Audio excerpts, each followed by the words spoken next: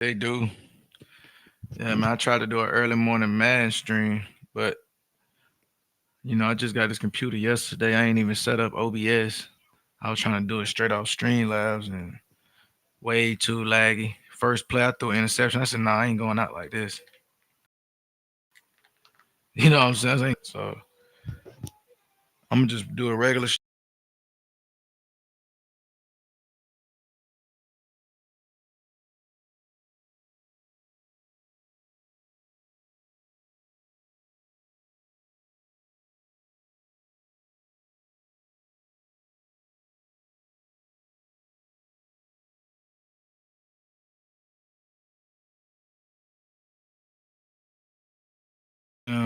By the time I get OBS set up on the other computer, I'll be ready to play the man in the college football on that bit. But it was way too laggy, so I'm like, man, bump all that. I'm gonna just play me a little A00 stream. I got a debate coming up on December 7th with Dulcinea, the pseudo queen. You understand what I'm saying? So I want to make sure that I'm ready for all the pseudo tactics. Oh yeah, that's a pick. Give me them. Oh, Jit caught that bit. Oh hell no. Nah. I'm finna take, bro. My fault. I'm still playing the game. I'm just not streaming the game. So let me go ahead, put not a coincidence up on the screen and get this A00 smoke started big time. I'm trying to, get an understand. I can't believe he caught that Jit, caught that pass. That shit fucking me up. I ain't finna lose to that Arkansas.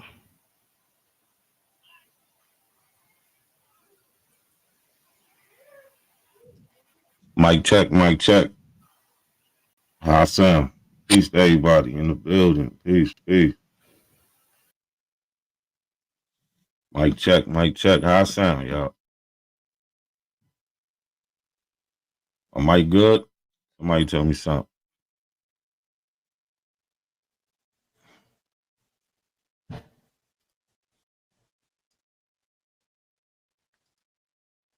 All right, thank you. Good looking, Ava. All right, so we here. You see the question of the day. Is Albert Perry A00 lineage from America? So, you know, this is one of Abo's talking points, right? That I mean, it's clear in all the reading that you do about Albert Perry. Oh, smoke singer, you a clown. All the reading you do about, oh, my bad. Hold on, let me stop. Once again, Tunde, shout out for the super chat. Definitely appreciate you. You definitely support. Appreciate that. Shout out to Q Black for the super chat. He said these albums have nothing like this to prove their claims. No, they don't. They have nothing that backs anything. It's just at least the Christians, they got a Bible. The Abos don't have that. They just got a bunch of YouTube videos with no sources. Right? But shout out to everybody. Peace of the chat. Share, like the video. Send this to your favorite Abo. But let's get to it. We're talking about Albert Perry. And the Abos, they like to say that Albert Perry's lineage is from America because he happened to live in South Carolina. Or they say he was born in America also. But that's not true at all. So we're going to attack some of their talking points and just go over some stuff. Some stuff you probably seen. I got something I think a lot of people might not have seen. I know the Abos haven't seen, but let's get into it. So in a particular location, like A00, for instance, they have not found any. What up, True Zone? My nigga Lucky, what's happening with you, man? Shit, man. I was trying to goddamn do a man stream this morning, but I ain't even set my computer up all the way. Bullshit. Yeah, that's what's up, bro. Shit, I hit on the 8-leg parlay last night, man. Oh yeah, you cracked their ass. What you hit them for? I hit for $500, man. I did a $6 bet on a 8-leg parlay, man. Yeah, that ain't even too bad. That's what I like to hear. Crack their ass. You know what I'm saying? Vegas be cheating anyway. We're gonna get their ass this year. Man, I got a 16 leg parlay in right now on a $2 ticket for $2,000. Hopefully that motherfucker hit. The guy ain't gonna lie, I spent like 200, nigga, like between yesterday and Fridays. I might only spend like 35 a day, nigga. I gotta chill. Damn, man. But you been hitting though. Yeah, I just ain't hit goddamn the last 2 days. I've been goddamn yesterday I almost hit. It was some bullshit. Yesterday I ain't gonna lie. That's what's kind of making cause yesterday was just egregious. I'm taking the overdog. These niggas losing in overtime. Nigga supposed to win by 25. I'm like, man, I ain't doing Damn. Yeah, I'm trying to think what parlay I hit on. It was I bet on I gotta go look at it real quick. I gotta look at the ticket. Cause I bet on a nigga on Russell Westbrook. I bet on him to get 6+ rebounds. I bet on another nigga to get 15+ points. I bet on Jockey, whatever his fucking name is, to get 25+ points. Who else was on that goddamn ticket? Every one of them motherfuckers crack. I woke up this morning, checked my FanDuel, seen I had that money in there, so oh yeah. nigga Hold fell on, so asleep on that. Nigga ain't even want hold to on, look at that. hold on. So that means you can pay me for the bet we made on that fight, right? No, I'm Oh yeah, fucking yeah, with you. yeah, yeah, Now yeah, I'm yeah. fucking with you, my nigga. I'm fucking with you. Oh man, I was disgusted last. But I did bet on Devin Haney on one ticket to win by a decision. The nigga Bam Rodriguez fucked my ticket up on that one because I bet for Devin Haney to win by decision on one ticket. I bet for Bam Rodriguez to win by decision, and I bet for Abdullah Mason to win by decision. Man, what So happened both of them last niggas night? I won didn't even get to by see the decision, fight. and Bam Rodriguez knocked the nigga out in the 10th round. I was disgusted. What happened in the fight? I didn't even get to see the fight. Man, Brian Norman, man, he was flat footed. His feet was too slow, man. His feet was too slow. Devin Haney bro. He hit that nigga with a check left hook so fast I didn't even see it. I heard it, but I didn't see it. It was so goddamn quick. I was like, God damn! I had to go back and put the bitch on slow motion just to catch the check left hook. Somebody in the comments saying, "Nigga, I truth on. I told you, y'all niggas ain't tell me shit." Bro, he the nigga, bro. I ain't never seen a check left hook come out that motherfucking fast. I've been watching boxing for years, bro. I never seen a nigga get hit with a check left hook that fast. And then he hit him with it again to set him up with the right hand down the middle and dropped him with it. I was like, man, this nigga. He I was like, dropped wow. for me. He dropped him, broke his nose too, bro. Broke the nigga nose with a right hand too. Oh shit. In the second round, nose already broke. Cause listen, bro, when he hit him with that check left hook the first time, he was setting him up. And he's, oh yeah, this nigga a sucker for this left hook. He hit him with it again. And he came down right down the middle. Boom, right hand right down the middle, dropped him, bro. Nose broke, knees weak, mom spaghetti. Ain't no What question after happened? the nigga break his nose. That nigga, you look at that nigga made it in the next round. And bro, it was bad, bro. I ain't think he's gonna get his ass whooped like that. Brian Norman, man, his feet was just too slow, bro. Devin Haney had quicker feet, man. His feet was too slow. He couldn't close the distance. Yeah, I see. Anytime he tried to engage with Devin Haney catch him with some shit and then move out the way. It was bad, bro. I was like, man, his levels. He was right. There's levels to this shit, man. Brian Norman I felt like it was too soon for him, man. They should have put him in there with Barrios or somebody else, man. Last night, bro, he got his ass beat from pillar to post. So, do you think that he should see Shakur now? Him and Shakur should fight now? Who Devin Haney. do I think he should fight Shakur? Yeah. Shakur's at 140 pounds. They'll eventually fight, but their styles make fights. So I got Shakur beating Devin Haney, man. Yeah, they the best kind of like small fighters right now, though. No, Him. Devin Haney's at 147 now, though, bro. He's not a little guy no more. That nigga looked like a junior. He looked like a fucking a middleweight last night. He was so big. Okay, he was up there. Okay. All right. What's up with I ain't Tank, trying to take man? over the show though. My bad, Lucky, bro. I just had to come up here Yeah, and holler man, at I'm you. gonna get up out of here, man. I just wanted to fuck with that nigga about that boxing match, man. Man, everybody in that nigga Black Ice said, nigga, this nigga said I told you so. True was on Haiti ain't going down for real, my nigga. Either way, All right, y'all niggas be good, man. One. all right, for sure. Uh huh. Yeah. What's the? Yeah, I'm finna. Y'all But pretty, chill. pretty good. Let me load this back up. Hold up. Cause I'm also back here playing the game. But yeah, man, I got this the A00 smoke. So we're gonna play this not a coincidence video. They said Bro, I that was gonna nigga B Note was drunk over that last night. You see that shit, True? nah, bro. I was trying to get my channel back last night, man. Not Oh get it back. yeah, tell me what happened, man. What happened with that shit? Hey, man, they struck my channel down, man. I don't know if Bap did it. One of his motherfucking foot soldiers did it, man. I can't go live for 7 days, bro. But I reached out to YouTube today again, and the lady said she gonna try to get it to where I can, post again because the strike I got should have been a warning, but they hit me with a strike for seven. I can't post for 7 days. Every time I do a video about BAP, it gets struck down, man. The last time I did this, nigga, I got 3 strikes in 1 week. Fucking with that nigga, man. Nah, hell nah. See, these niggas. See, that's what I'm saying. They sorry. I ain't fucking with nigga like that.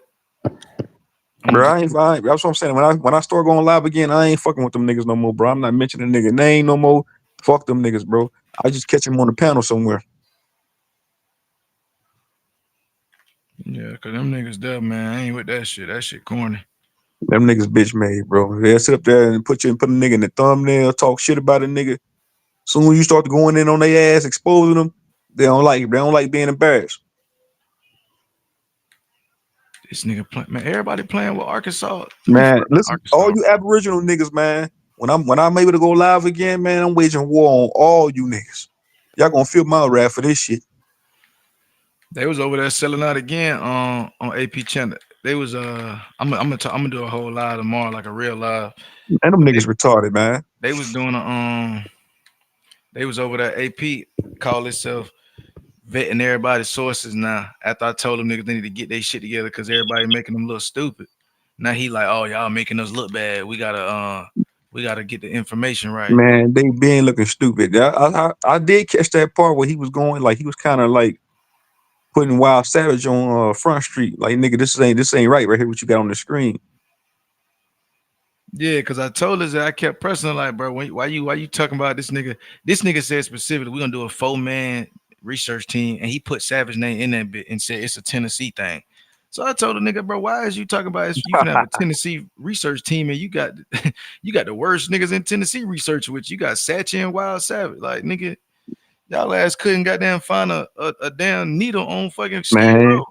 bro, you know what happened? Them niggas been Wild Savage and a couple of them niggas been coming to my panel getting their ass beat up.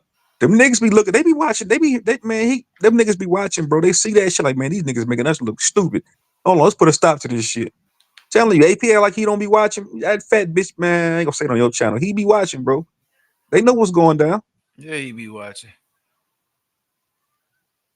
The nigga will go, bro. They so sucker. The nigga will go live when you go live. When I go live, they'll go live. That's how you know what's up. Oh yeah, get it to him. Oh, he overthrew that bitch. Man, bro. All right, man. I'm gonna see I'm gonna see what's going down though, bro. With me, bro, I don't care about them niggas' information, bro, because it's all bullshit anyway. Them niggas been getting caught out for being pseudo. The nigga, what's his name? Top Cats. All them niggas been exposing them niggas for being pseudo, man.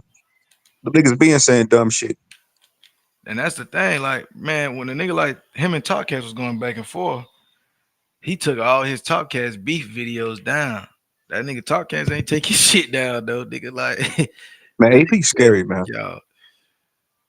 AP highs over there on his channel, bro. He's scary for real, for real. Niggas think he's scary, man. When I tell you AP is scary, he's really scary. He ain't no tough nigga like that.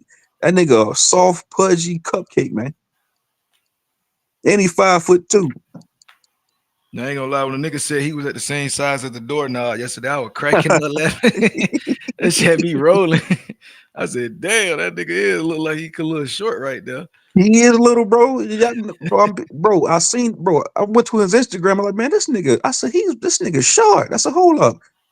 I said, this nigga ain't big like that. I said, okay, because I exposed the nigga back in the summertime, but he had me struck down. Man, that nigga told me he was 5'11", 6 foot. Nah, bro, he's not 6 foot tall. That nigga is short, bro. I'm probably taller than him.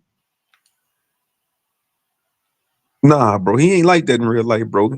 AP's not like that, man. I don't know his followers. They think he's some smart, intelligent nigga. He's like that. He's some tough guy. Nah, he ain't like that for real, bro. He ain't.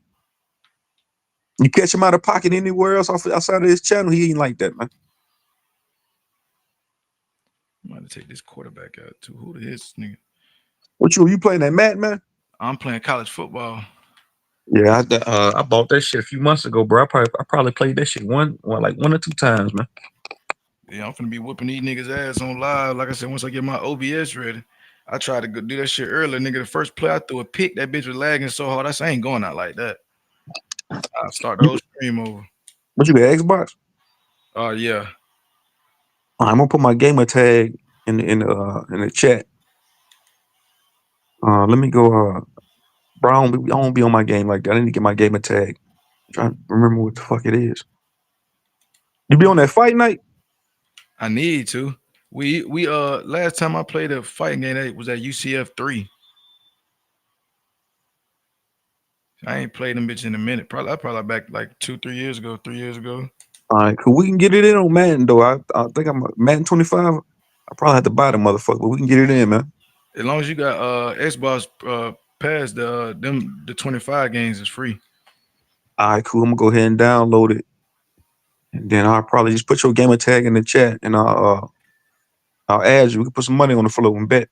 Yeah, I was trying to get what's that nigga name? What's his name? Damn, what's that bitch name? Master of Self. Yeah, Master said he ducked the wreck yesterday. He been talking that shit for 6 months, nigga. Now I'm like, let's go tonight. He like, rain check, and he on the panel all night. Hey, shout out to that nigga Master of Self, man. Who panel you got pulled up right here? Who's that? Not a C's panel? Yeah, this is not a coincidence. This is like an old video though. But I'm Oh, finna play okay. this. He told me to play this for some information I'm looking for. Man, them niggas retarded, bro. I ain't talking about not a coincidence, man. Them niggas. Nah, the Pan Africans do be saying pseudo shit too, bro. So I can't even flex, man. It's both sides, but like I say all the time, the Abos, they say some of the most, I don't know, outlandish shit. Like, man, come on. I know that nigga just didn't say that. Yeah, they like fake shock jocks. But it's like DH gate. What's he crying about? I just bought him Pac-Man for the Switch. Just don't know how to act. Man, you getting that parlay money, man. Nigga, you been hitting so much, nigga, you ain't even got to work no more, man. Nah, I finna goddamn get back. I almost got enough to try to fix my van, low key. So I'm probably gonna do some. I'll probably do some routes this week. I probably like three routes, maybe like I'll probably like 3 days this week. Chill. Man, I'm trying to hit for at least 5K in one of these parlays, man. If I That's don't what know I I've was been gonna hit, doing. if I know I was gonna hit last night, I would have put at least $50 on that bitch. That's how it be though, bro. I hit like some $2 parlay hit for like $300, but then my damn $200 one I only hit for 800, and I'm like, come on, Yeah, like, but I'm gonna catch their ass slipping for real, for real. I but already know it. I had like 8 different parlays going at one time last night. I had the boxing shit going, the NBA, and I had some college football. Yeah, that's how I've been catching. Like low key, I hit them with like 3 college basketball games, 3 college football games, 3 goddamn NBA games. You know what I'm saying? Like to kind of spread that bit out a little bit, because it'd be like if I just focus on one sport and do the 12 leg parlay, man, that shit it'd be like 2 teams off. I'm like, man, I bet if I'd have just put some basketball picks, that shit wouldn't even happen like that. So I started trying that shit. Right. I was gonna ask you one more little thing real quick, bro. What about the motherfucking you know how you can go to like a popular bet, popular bet? Because I think you got Hard Rock. I bet from FanDuel because you can bet on a parlay to where a nigga gets 5 rushing yards per quarter. Like Chase Brown to get 5 rushing yards per quarter. Who else is a running back? Jamar Gibbs to get 5 rushing yards per quarter. You can do that, and it'd be like plus 500. But then you can do another one too, just like that, with a quarterback to get 15 passing yards per quarter. They be having some of them like that, but they don't be like it don't be every quarter. It'd be like a full game one. It'd be like, oh, everybody get 50 yards catching, or everybody have 65 yards rushing. It'd be like 4 people on the ticket, shit like that, like pre-made ones that other people playing.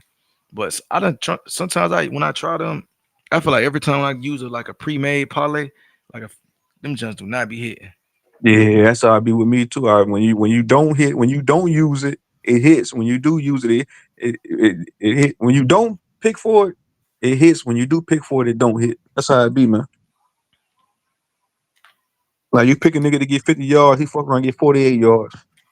Man, that shit happened too many times. That's why I ain't gonna lie. I done took a break on them prop bets. Them niggas be bullshit. Especially I be keeping tabs on the news. It's like every couple of days they arresting another college basketball player, abandoning a nigga for betting on games. I'm like, man, fuck that. I'm just playing the spread. Oh, like for a team to win, so you ain't fucking with the stats for real. Yeah, not right now. Like, bro, I gotta until they do some hard investigating and niggas get to chilling out. Cause this shit getting outrageous.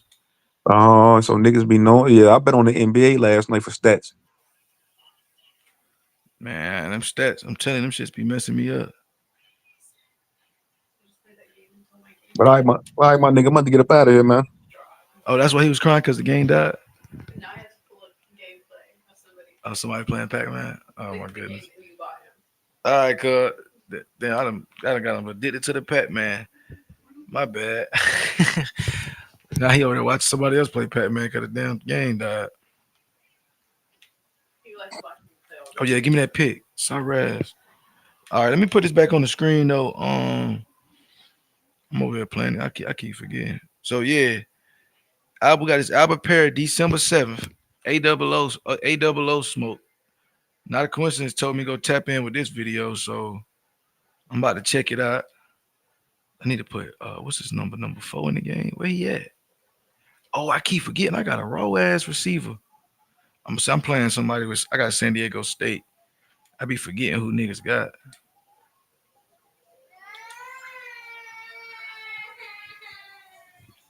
He need to chill out, bro.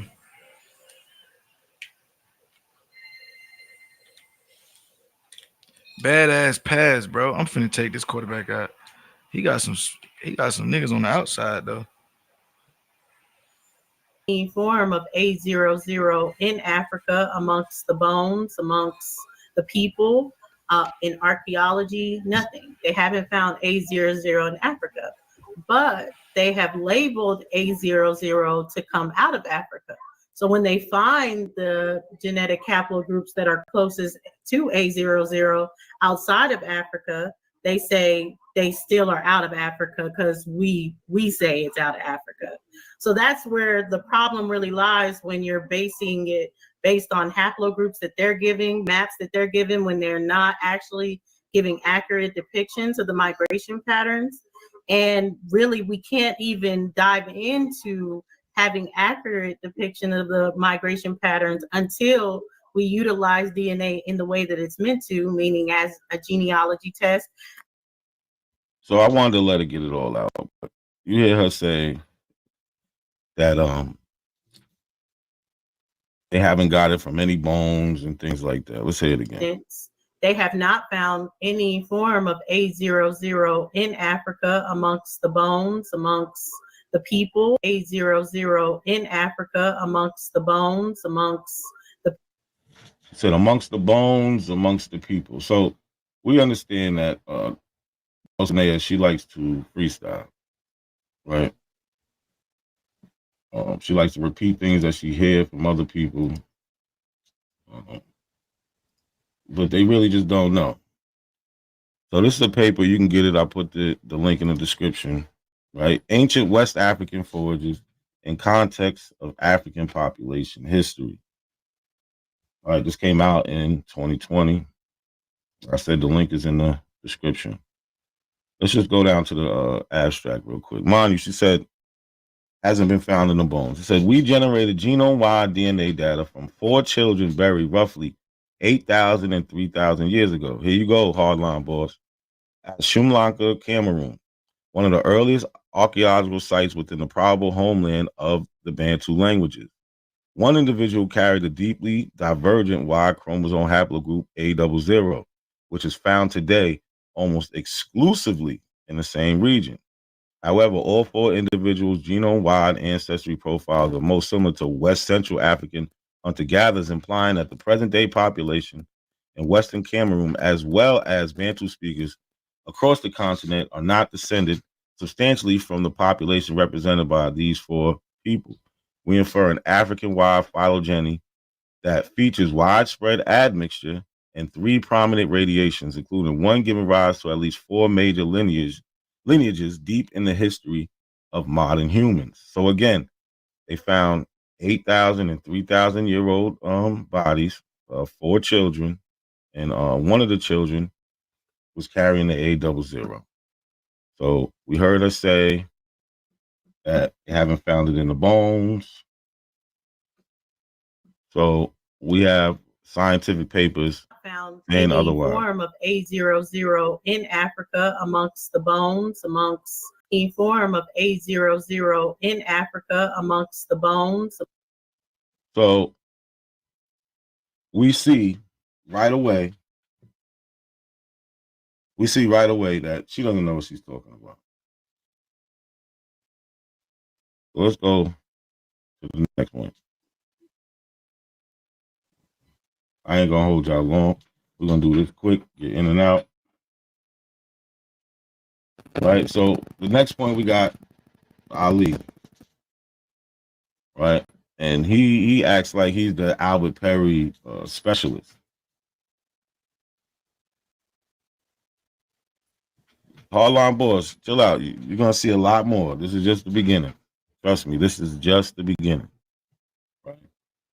I just gotta show some examples of the claims, and you can get right to it.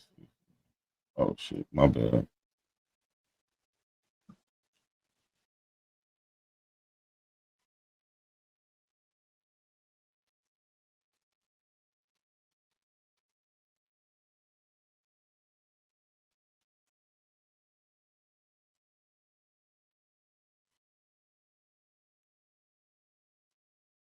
Give me 1 second, y'all. 1 second.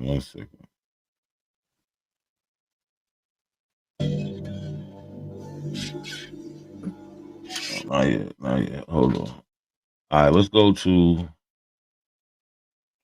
I can't do both at the same time. Let's go back to Ali Muhammad. So let's just listen to his claim for a minute. So anyway, let's share the screen. You asked to see the family line in the United States of America that has the oldest DNA. Now, this is Albert Perry, right? Where was he born? In Florida. And he was born in Florida in 1816. But the problem with that is Florida was Indian country at the time. And so this is his name. I'm pretty sure you're familiar with Albert Perry. If you're not, you need to go look it up. This is a part of his family line and one of his grandsons. So let's go and we can find these people. All right. John Clyde. This is him on the census. Albert Perry right here. All right. 1880 census. He was never listed as a slave, like Jabari tried to say. Let's get it up close. So they love saying that, right? So slavery is ended at 1880. You don't see Albert Perry pop up on any records until 1870, which is going to only mean one thing. He was enslaved in America. That's why they have no records of him. But guess what? We can't talk to Albert Perry. But we do know what his family say, and I'm going to show you what his family says about that in a little bit.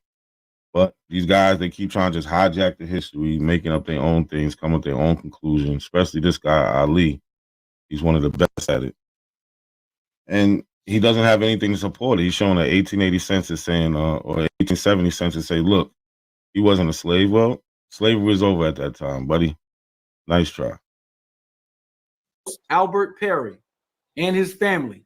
You see Clyde right there, Clyde. Clyde was just right here. That's Clyde Perry, right? They all were from Florida and South Carolina. Now let's do a cross.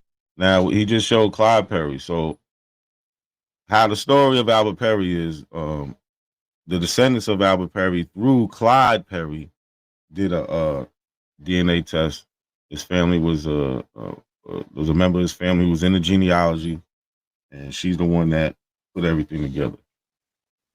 But again, he's going to show this graph. Let's just hear what he says about this. Cross comparison between the S&Ps for Perry's family and the Africans. Here it is right in your face, bro. They don't have the same haplogroup, bro. Go find. So again, that's not true. Let's go to the paper he got that screenshot from, right? So also the link for this paper is in the description. This paper, now mind you, the screenshot he got that from is from this paper that's titled "Rare African Y-DNA Haplogroup A00 Sprouts New Branches." This is where he got this screenshot from. It comes from that paper. So already, you're doing bad, Ali. I showed this the other night, but we was going over some other stuff. I wanted to focus on Albert Perry tonight. So this is the screenshot. This is the screenshot from the paper that's titled African Haplogroup, right? And it's not saying anything that he's saying. It's actually showing the descendancy, how these things all line up, right?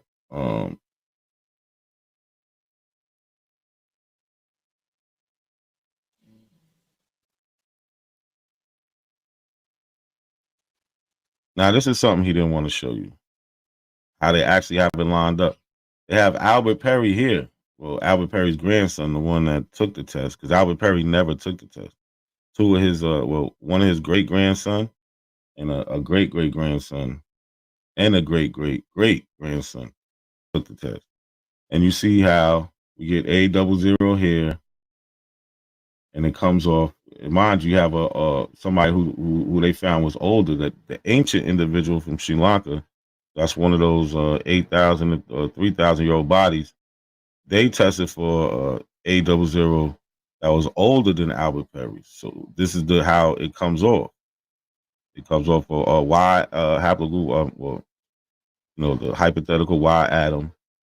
You got the AL 1090 that splits. That becomes a Khoisan, and the rest of the people that leave Africa and go and populate the world. Then you have that ancient individual from the paper I showed you earlier with the A00 group. This is where they mark the A00. So this one's a little bit older. And then off of this, you have the Cameroon, who has an older mutation. Another man from Cameroon has an older mutation. Then you have the great grandsons of Albert Perry. But he didn't want to show you that. Oh, shit, I'm not even showing it. So, yeah, as you can see, my bad, I wasn't showing it. As you can see,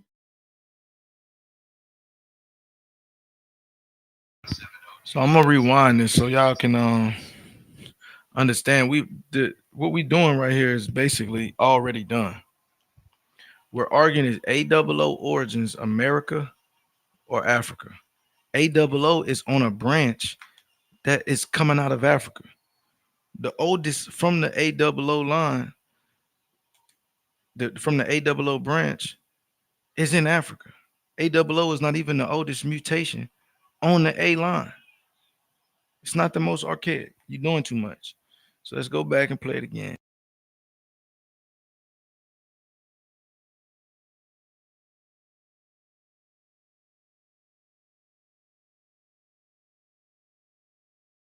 African haplogroup, right? This is the screenshot from the paper that's titled African haplogroup, right? And it's not saying anything that he's saying. It's actually showing the descendancy, how these things all line up, right?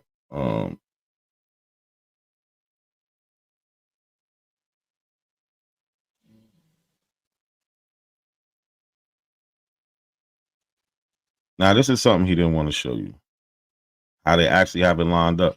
They have Albert Perry here. Well, Albert Perry's grandson, the one that took the test, because Albert Perry never took the test.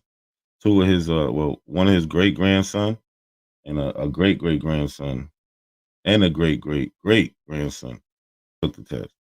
And you see how we get A00 here, and it comes off. Mind you, have somebody who they found was older, that the ancient individual from Sri Lanka. That's one of those 8,000 or 3,000-year-old bodies. They tested for A00 that was older than Albert Perry. So this is how it comes off. 3,000-year-old bodies. They tested for A00 that was older than Albert Perry. So this is how it comes off. It comes off for Y haplogroup. The hypothetical Y atom. You got the AL 1090 that splits. That becomes a Khoisan, and the rest of the people that leave Africa and go and populate the world. Then you have that ancient individual from the paper I showed you earlier with the A00 group. This is where they come off the A00. So this one's a little bit older. And then off of this, you have the Cameroon, who has an older mutation. Another man from Cameroon has an older mutation. Then you have the great grandsons of Albert Perry. But he didn't want to show you that. Oh, shit, I'm not even showing it.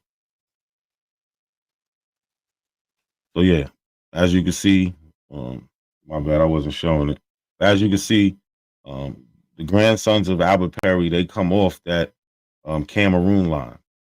There's no denying it.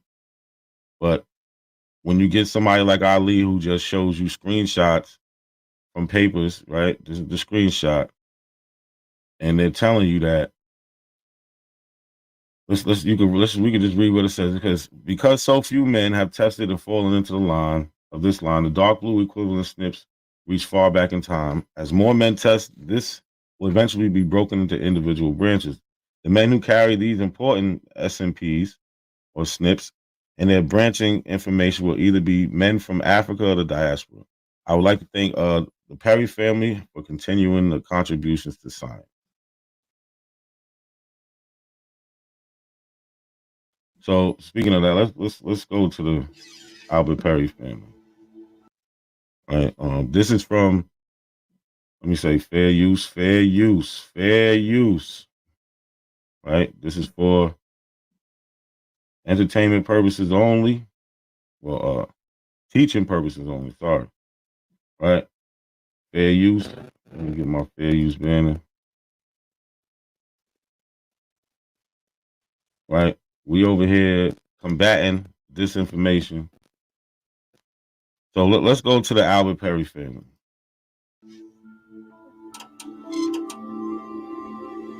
The story has just gotten more intriguing, thanks to amateur genealogist Jacqueline Johnson. So this is Jacqueline Johnson. This is the geneticist, the family geneticist of that Albert Perry line, and the reason we even know about Albert Perry today. You never hear the Abos talk about it because they don't know about it. Right? This is an old documentary. I forget what year it came out, but I had seen this a while ago, and I've been trying to figure out a way to get it to you because you can't. It's on PBS on Prime, so you can't screen share it. It'll just go black. Right? So I was finally able to screen record it. I wanted to share it with y'all. So this is Jacqueline Johnson, Albert Perry's descendant. Let's hear what the family says. She's fascinated by her great-great-grandfather, Albert Perry, who appears on the 1870 census as a freed slave in South Carolina. He's 43 listed on here, so that means he was born about 1827. And there's my great-grandfather, Clyde, at the age of 3, a toddler. This is the first major census that slaves were included on, with the last names. Prior. So she has no problem calling him an ex-slave. So why are people lying about this? This is the family genealogist. Yeah, I don't know nothing about his family. to that. It was mostly recognized as somebody's property.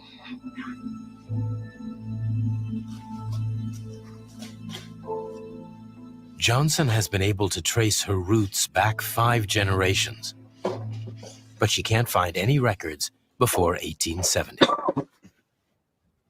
This is our family tree. This is myself, my mother, my grandmother, and this is...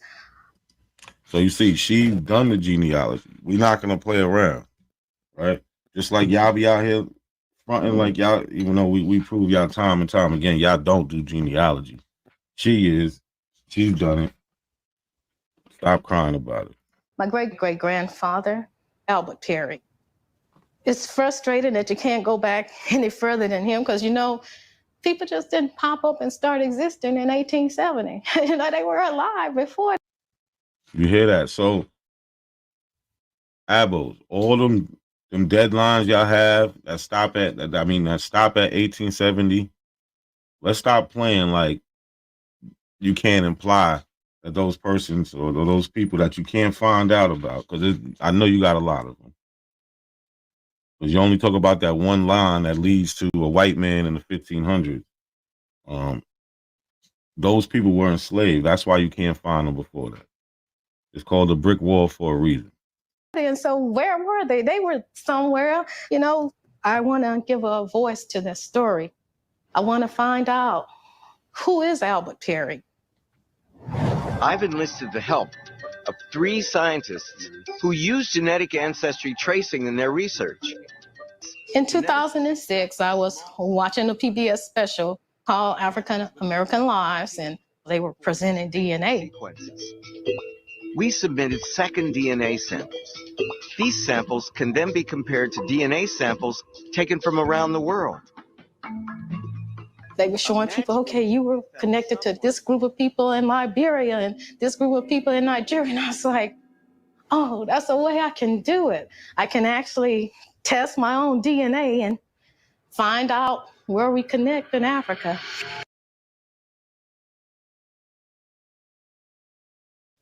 So Jacqueline Johnson, Albert Perry's great-great-great-granddaughter, she's doing all this, right? So y'all gonna tell her she's wrong, right? All the work she put into her genealogy, and when she couldn't go any further, she turned to DNA, and this is what we get: a groundbreaking history, right? Straight out of Africa. So we don't even have to play these games no more, right? Stop saying it unless you got proof. We don't want to deal with y'all feelings unless you got proof. Stop saying that Albert Perry wasn't enslaved. Stop saying that he wasn't from Africa.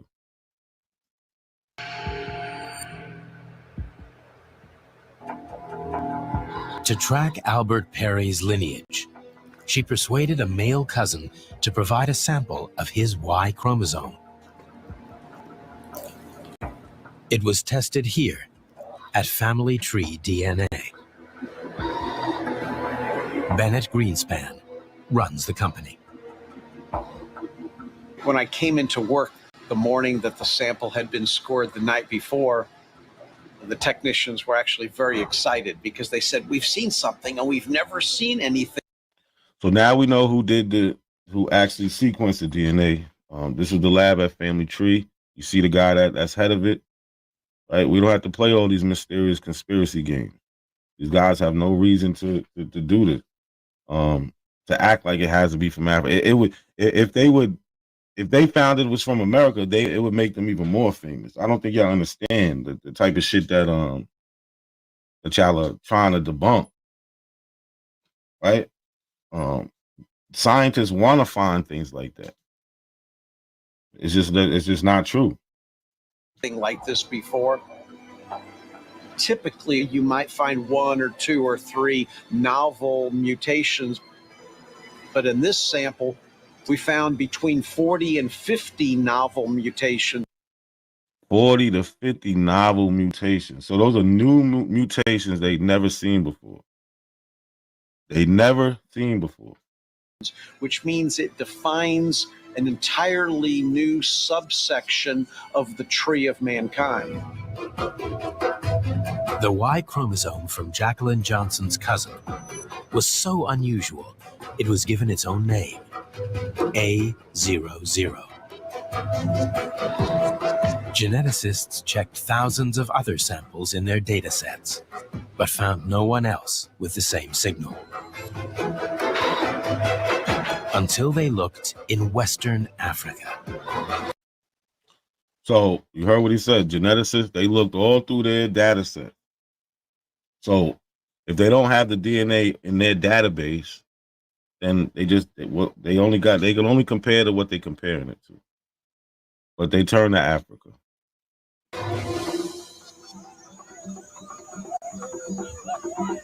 The trail leads 7,000 miles from Houston to Mbeta village in western Cameroon. In 2001, there was a program to sample DNA here. When the samples were reviewed in 2000. So y'all heard it. In 2001, they did some DNA sampling here. In 2001. When the samples were reviewed in 2012, they was not reviewed for 11 years. So they keep saying, oh, they didn't, why did they just all magically find it, or how, they didn't have the DNA before they found it with Albert Perry? No, they did. They collected the DNA. They've been to Cameroon. They collected it in 2001, 23 years ago. Facts, Ava. But the research and the money probably isn't there, and that's not a priority. They collected it, they got it until somebody else picks up the research, or the research gets funded more, and things like that. I actually found one of the donation pages for the guy that's about to show that that is doing the research. He's from Cameroon. 11 of the men were a match for A00. 11 of the men. So far we got 3,000, between 3,000 and 8,000 children who have A00 in Cameroon. Then they go to this village. They had samples from 2001, excuse me, that when they ended up testing them in 2012, they found the A00 thing in there. So what do? They go back. 11 of the men were a match for A00. No one knows who they are because the tests were anonymous. But they're the only other people in the world known to have the same Y chromosome as Jacqueline Johnson's great-great-grandfather, Albert Perry.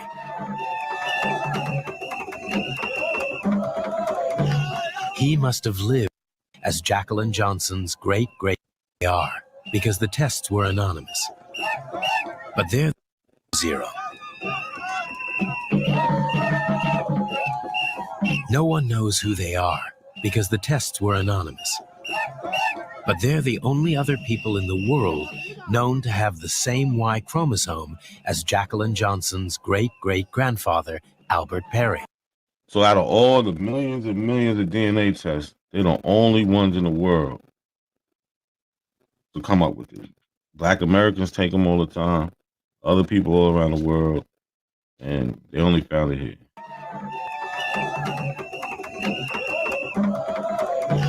He must have lived in Mbeta before being transported as a slave to the United States, carrying with him the A00Y chromosome. What's so remarkable about this chromosome is its age. By counting the number of mutations, it's been dated at 338,000 years old, which means it entered the modern human gene pool before modern humans were even thought to exist. This sample was kind of history-shattering It was older than anything that science had ever seen in a male inherited Y chromosome. So for the people who got hearing comprehensions, they took the samples in 2001. It wasn't sequenced, or they wasn't sequenced till 2012. That's why. So again, so they found this ancient haplogroup. They start doing more studies. They find it in Cameroon in ancient individuals. They find it in living individuals, but not in the people who are denying it's from Africa. Those people, they're not finding A00. None of the abos is coming up with A00. And that's what made this discovery so interesting, because this made mankind actually much older than what the scientists had been theorizing for years. Until recently, the timeline of our species seemed clear. Every man on Earth could trace his ancestry back to genetic Adam. Every woman back to genetic Eve. The earliest fossil evidence goes back 195,000 years to Homo 1.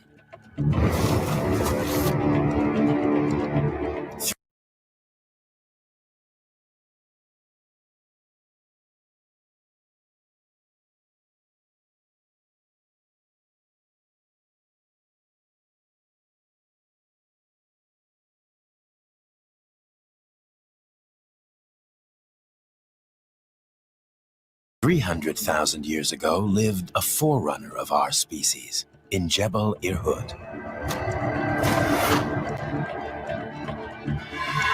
But this Y chromosome was older than all of them. A piece of modern human DNA that was 338,000 years old. Potentially a new start date for our species. When the results came, I was excited. Now his name is in the book. Can you imagine? His family is happy with the result. You heard this. Excited. Now her ancestor is in the books.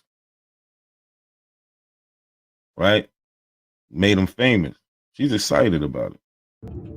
When the results came, I was excited. Now his name is in the book. Can you imagine, from a slave, unknown, kind of like somebody's property, and all of a sudden it's known around the world. You hear the pride. Abo, stop trying to just make up your own history, man. Let's not do that.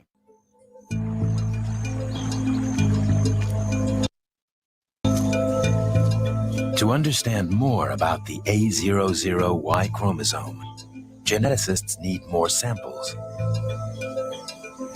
Matthew Fomina Forca is the local researcher who did the initial sampling in Mbeta village. He took the initial samples in 2001. Now he's going back. I've come here because this is the Nkombo community where I collected DNA samples 12 years ago. The sample were analyzed and realized that this population has the 11 samples who belong to the A00, implying that those A00 which were found here have contributed to the beginning of humanity. So you hear what he said. The scientist from Cameroon said these people here have contributed to the beginning of humanity. Coming out of where? Cameroon. Those A00 which were found here have contributed to the beginning of humanity.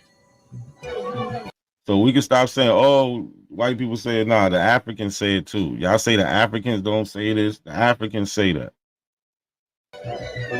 Today, we are continuing the DNA collection that has started in 2001. I am going to swab your mouth with a sterile cotton. Unfortunately, The climate of Cameroon is too wet to preserve ancient human fossils. So DNA is the only way to find out if our species really did emerge here. But there is another possibility, another reason for the age of the A00Y chromosome. Now, Abos, pay attention now. You might not like this. You might not like this part, but you want to claim the A00. You can't claim half the science. You gotta claim it all. Perhaps we inherited it from a different species of human. Although we Again, this is why I say, oh, this nigga tried to onside kick me while I was motherfucking. Oh, this nigga thought he was slick. Tried to onside kick me while I was unmuting my mic. You a bitch. I still got it though. Yeah. Y'all see, this is gonna be a cakewalk. This is gonna be a cakewalk. Why would you even accept the debate? It's A00 from America or Africa. Who does that?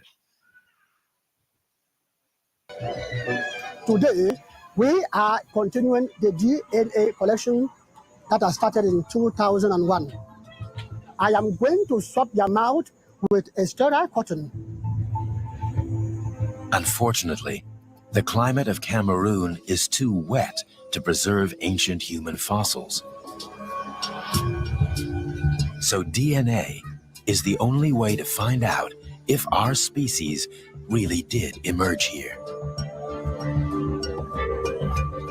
But there is another possibility, another reason for the age of the A00Y chromosome. Now, Abos, pay attention now. You might not like this. You might not like this part, but you want to claim the A00. You can't claim half the science. You gotta claim it all. Perhaps we inherited it from a different species of human. Although we are now the only humans on the planet, it was not always this way.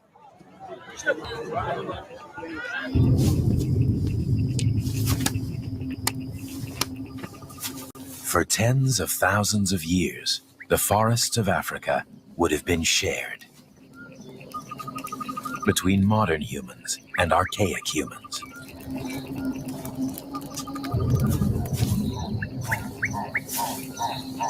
It's been assumed there was little, if any, contact between them. But what if that assumption is wrong? What if DNA passed from one species of human to another?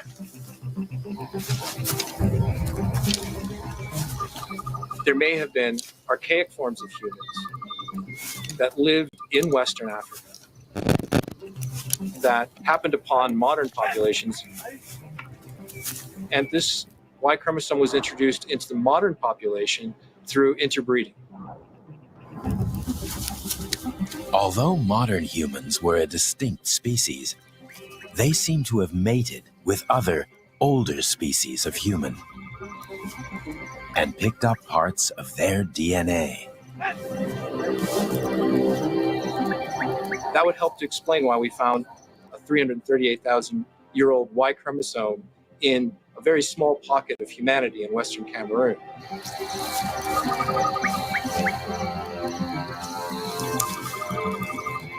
For the last 100 years or so, it's been very convenient to think that humans originated in a very simple way in a Garden of Eden.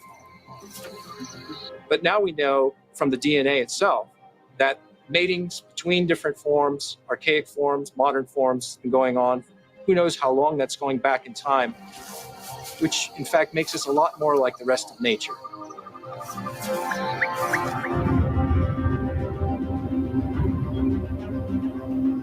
Something similar.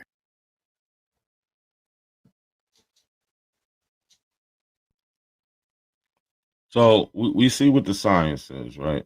So when we hear them make claims like this, A00, for instance, They have not found any form of A00 in Africa amongst the bones, amongst the people, in archaeology, nothing. They have. We know she's just making that up. She's flat out making it up, right?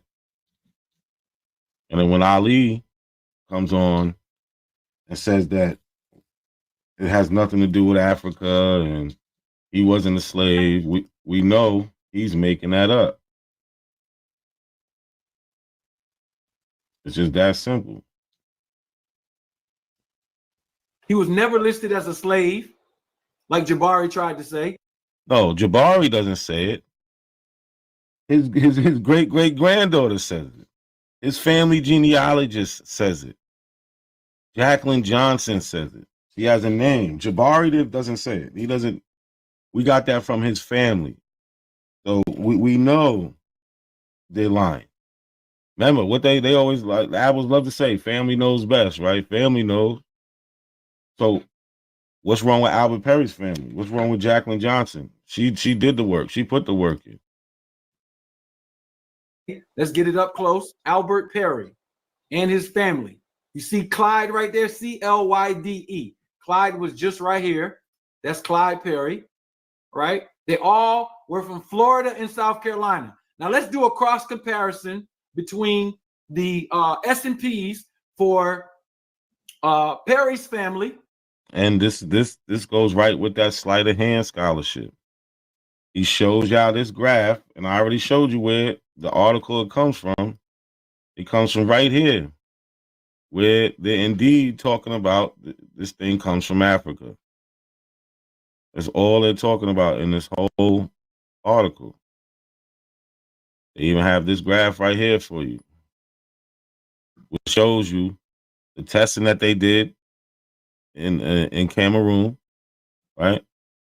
The ancient individuals that they found, and then you see Albert Perry's grandsons down here coming off of these lines, right? There's gonna be mutations. This thing is 300-something thousand years old, right?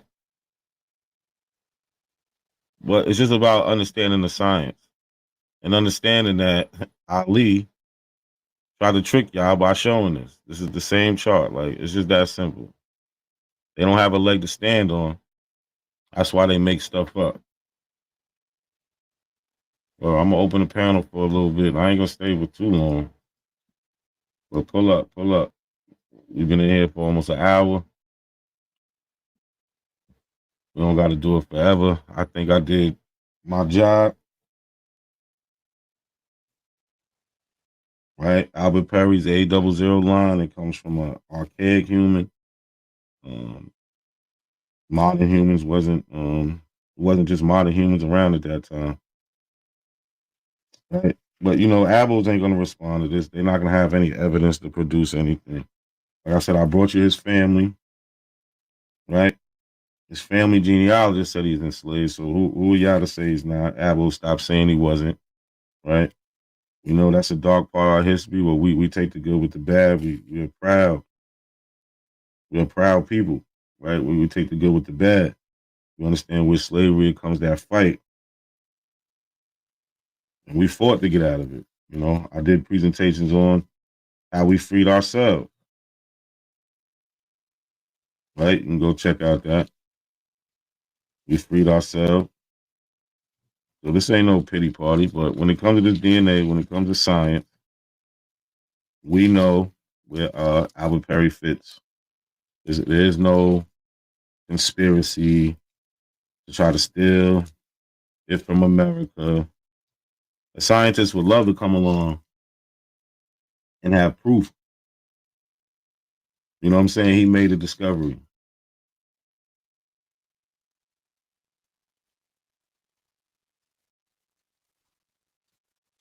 So let me see. What, nobody want to pull up? That's how y'all doing? That's how y'all doing tonight? Let me take a little intermission.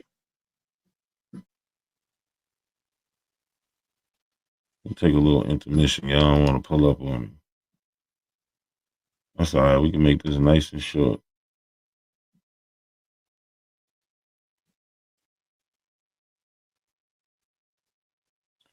I'll be right back. Freedom, culture freedom. I just met these ladies out here. Fix this. My bad, y'all. My bad.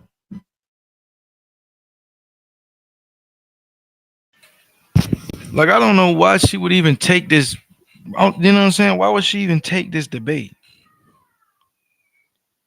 Why would you even take this debate? Like, the origins of Albert Perry's DNA.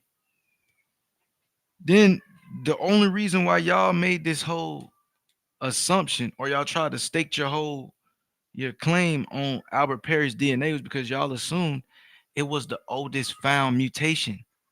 It's not. It's not the oldest found remains. It's not the oldest found mutation. Then they messed me with a tier 3. I'm playing with a tier 5 team. That's crazy. They know I'm playing with UMass. They done messed me up against Oklahoma. They do me dirty. I'm still gonna whoop, bro. Right. No archaic humans have ever been found in the Americas whatsoever. So it's like, what is your point in even trying to take this? It's not the oldest mutations. The DNA is not the oldest, right? So that's dead.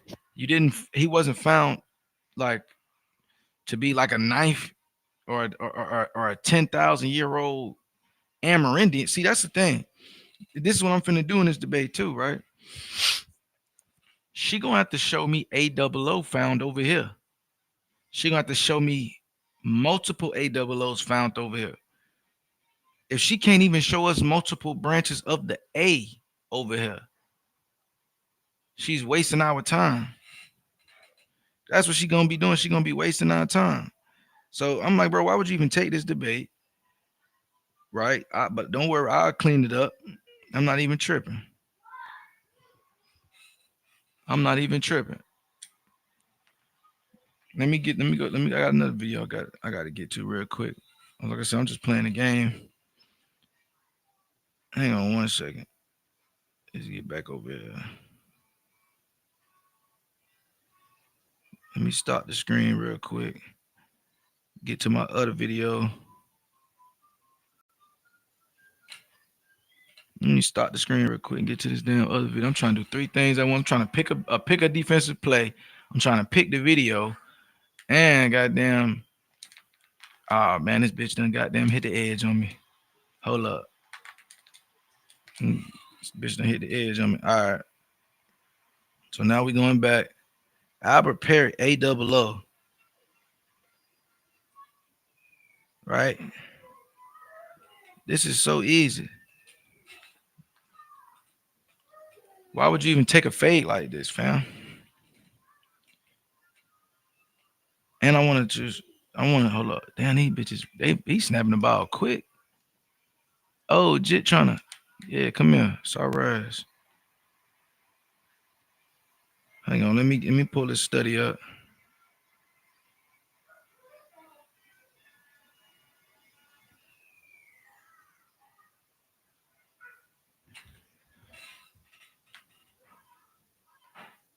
Man, come on, that bullshit.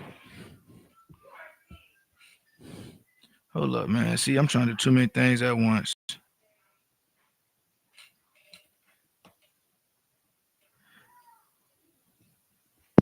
No, it ain't no paid debate.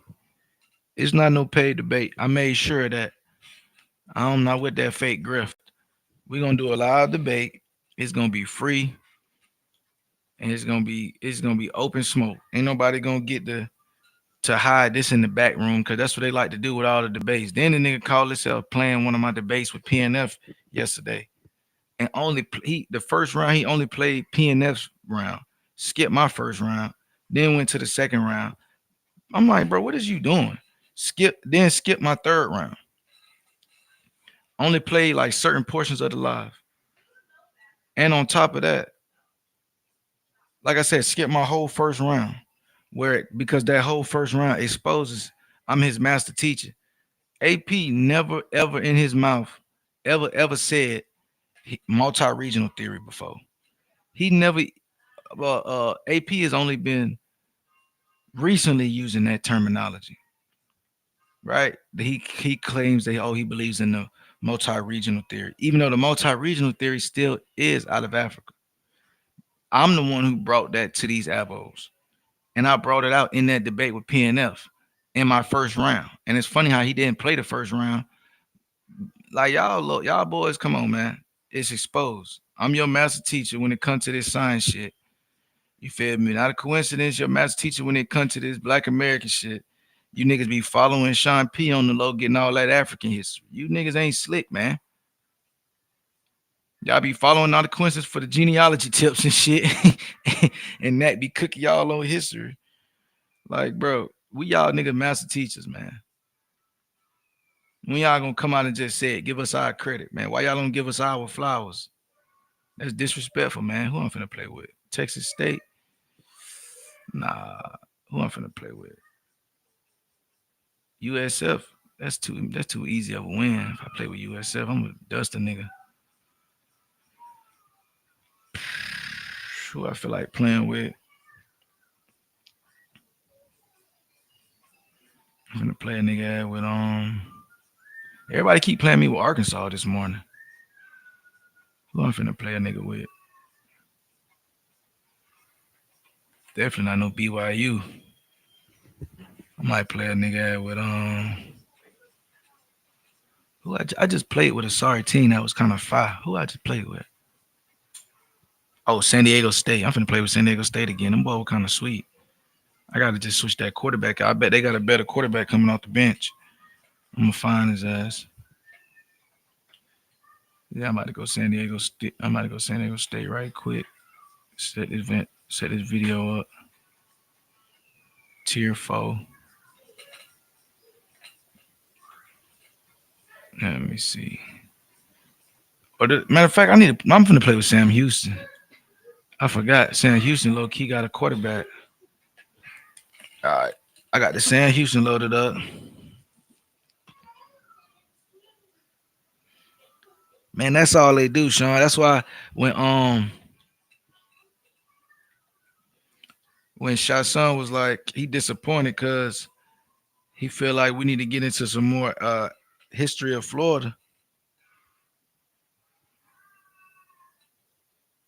No, not no, no. I'm just playing on my laptop. I mean, I'm streaming from my laptop, but I'm playing the game on my PC. But I didn't download I didn't set up OBS yet. So when I was trying to do it with Streamlabs, that should be it's too taxing on my computer. But if I do it with OBS, I already checked the stream speeds and shit like that. I'm gonna be doing it. I'm gonna start it tomorrow morning. But I gotta download OBS or I gotta set it up. I ain't even feel like doing it last night. I just tried to like I said, pop in with Streamlabs. But Streamlabs, they ain't swift enough. I was gonna go grab me a capture card too. Just grab me a little capture card, but I'm like, man, I'll just download OBS. Quit wasting time. Damn, nobody want to play in tier 4. I guess I gotta do it. See, that's how they got me last time. I pick a tier 4 team, and then now I gotta play against everybody. I ain't doing that. Let me at least go tier 3. They gonna play me against everybody. Let me at least go tier 3. I'll take tier 3. Should I go USC? USC fucked my ticket up last night. I'm low-key pissed at them niggas. I'll go Syracuse again. I go Syracuse. Bet you they played. They did they little fake fake open smoke yesterday. So I'm listening to the thing and like like they only know how to do. They never got into no real phase. Hold on, let me load this video too because I keep saying I'm finna load the video up. I'm just picking my team.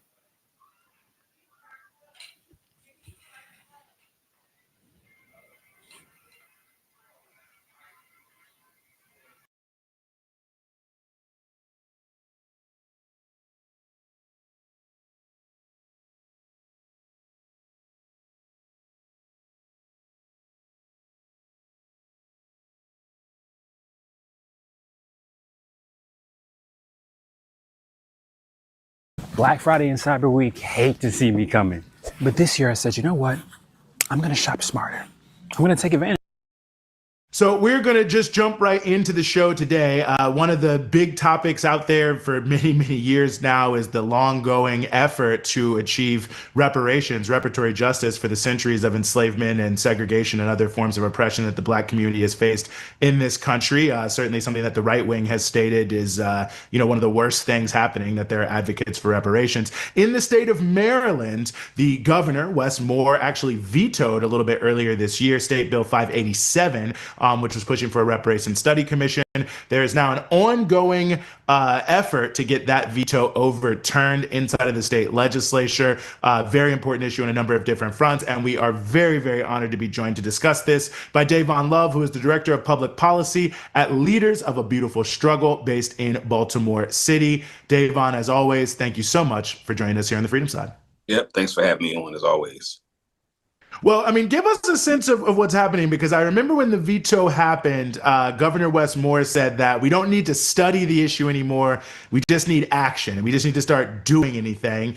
Maybe I missed it. I'm living in Baltimore. I haven't seen what he's doing on this front, but give us a sense of what this bill was going to do, and if whether or not his sort of rhetoric around why he vetoed it stands up to scrutiny. Yeah, and I'm gonna provide a little bit of additional context. My organization, we do legislative advocacy, and one of our is that we meet with the presiding officers or their chiefs of staff and the governor and their team. So in 2023 and 2024, in the summertime, we actually presented the administration a series of proposals, because reparations isn't going to be like one big policy that just happens kind of ubiquitously.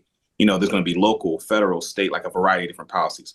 And what we did was we presented some revenue packages and a structure for how reparations would operate. So for instance, we discussed things like raising the capital gains tax as a revenue source for reparations, or changing the income tax so that higher earners are paying more, right? So those are the kinds of things that we offer to the administration. And what we were told was that given Maryland's budget crisis, that the governor didn't want to commit additional aspects of the state budget to something like reparations. We then worked with the Legislative Black Caucus of Maryland to then put in a bill that essentially would do two really important things. The first is that it would study, the specific harms done to people of African descent in the state of Maryland as a result of Jim Crow, enslavement, and all the other forms of structural racial oppression. And then secondly, and more importantly, is that this commission would produce recommendations on how to implement a reparations policy in Maryland. And that part of it is important, going into your question about the governor's response and that he's more interested in action. One of the things that for us is important is that it's not something that a governor simply can do on their own, right? It requires legislative action, and it shouldn't just be up to one individual person to determine what that looks like. And so so just two things. One, when he says he wants action, we presented some action, right? And it wasn't heeded. So then we, as a compromise, decided to work on a bill that would create a commission that would study what it would like to implement that policy. It is my opinion that there are folks within the Democratic Party establishment that have aspirations for the governor to run for president. And I described the veto of this bill. I'm sure some of your listeners may remember this term, the sister soldier moment, right? So the idea of distinguishing himself from the kind of political and historical roots of the reparations movement, the kind of revolutionary Pan-African nationalist, Black nationalist, socialist aspects of the movement that are the most ardent advocates for something like reparations. I think that the veto represents a rebuffing that wing, right, of our freedom struggle in order to preserve the possibility for a presidential run. That's an interesting way to put it. And I'm curious if you could speak to the fact that, and you can correct me if I'm wrong, but Governor Wes Moore, this is somebody who is, I believe, the first African-American governor of Maryland and the third African-American governor elected to office in any state.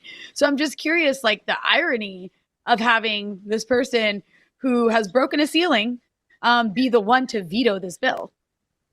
Yeah, I mean, I think part of the challenge is that mainstream renderings of Black political activity in the United States has framed the success of Black people based on the matriculation of individual Black people up the economic and political ladder. And so in many respects, you know, Westmore represents a version, right, of that approach to Black politics.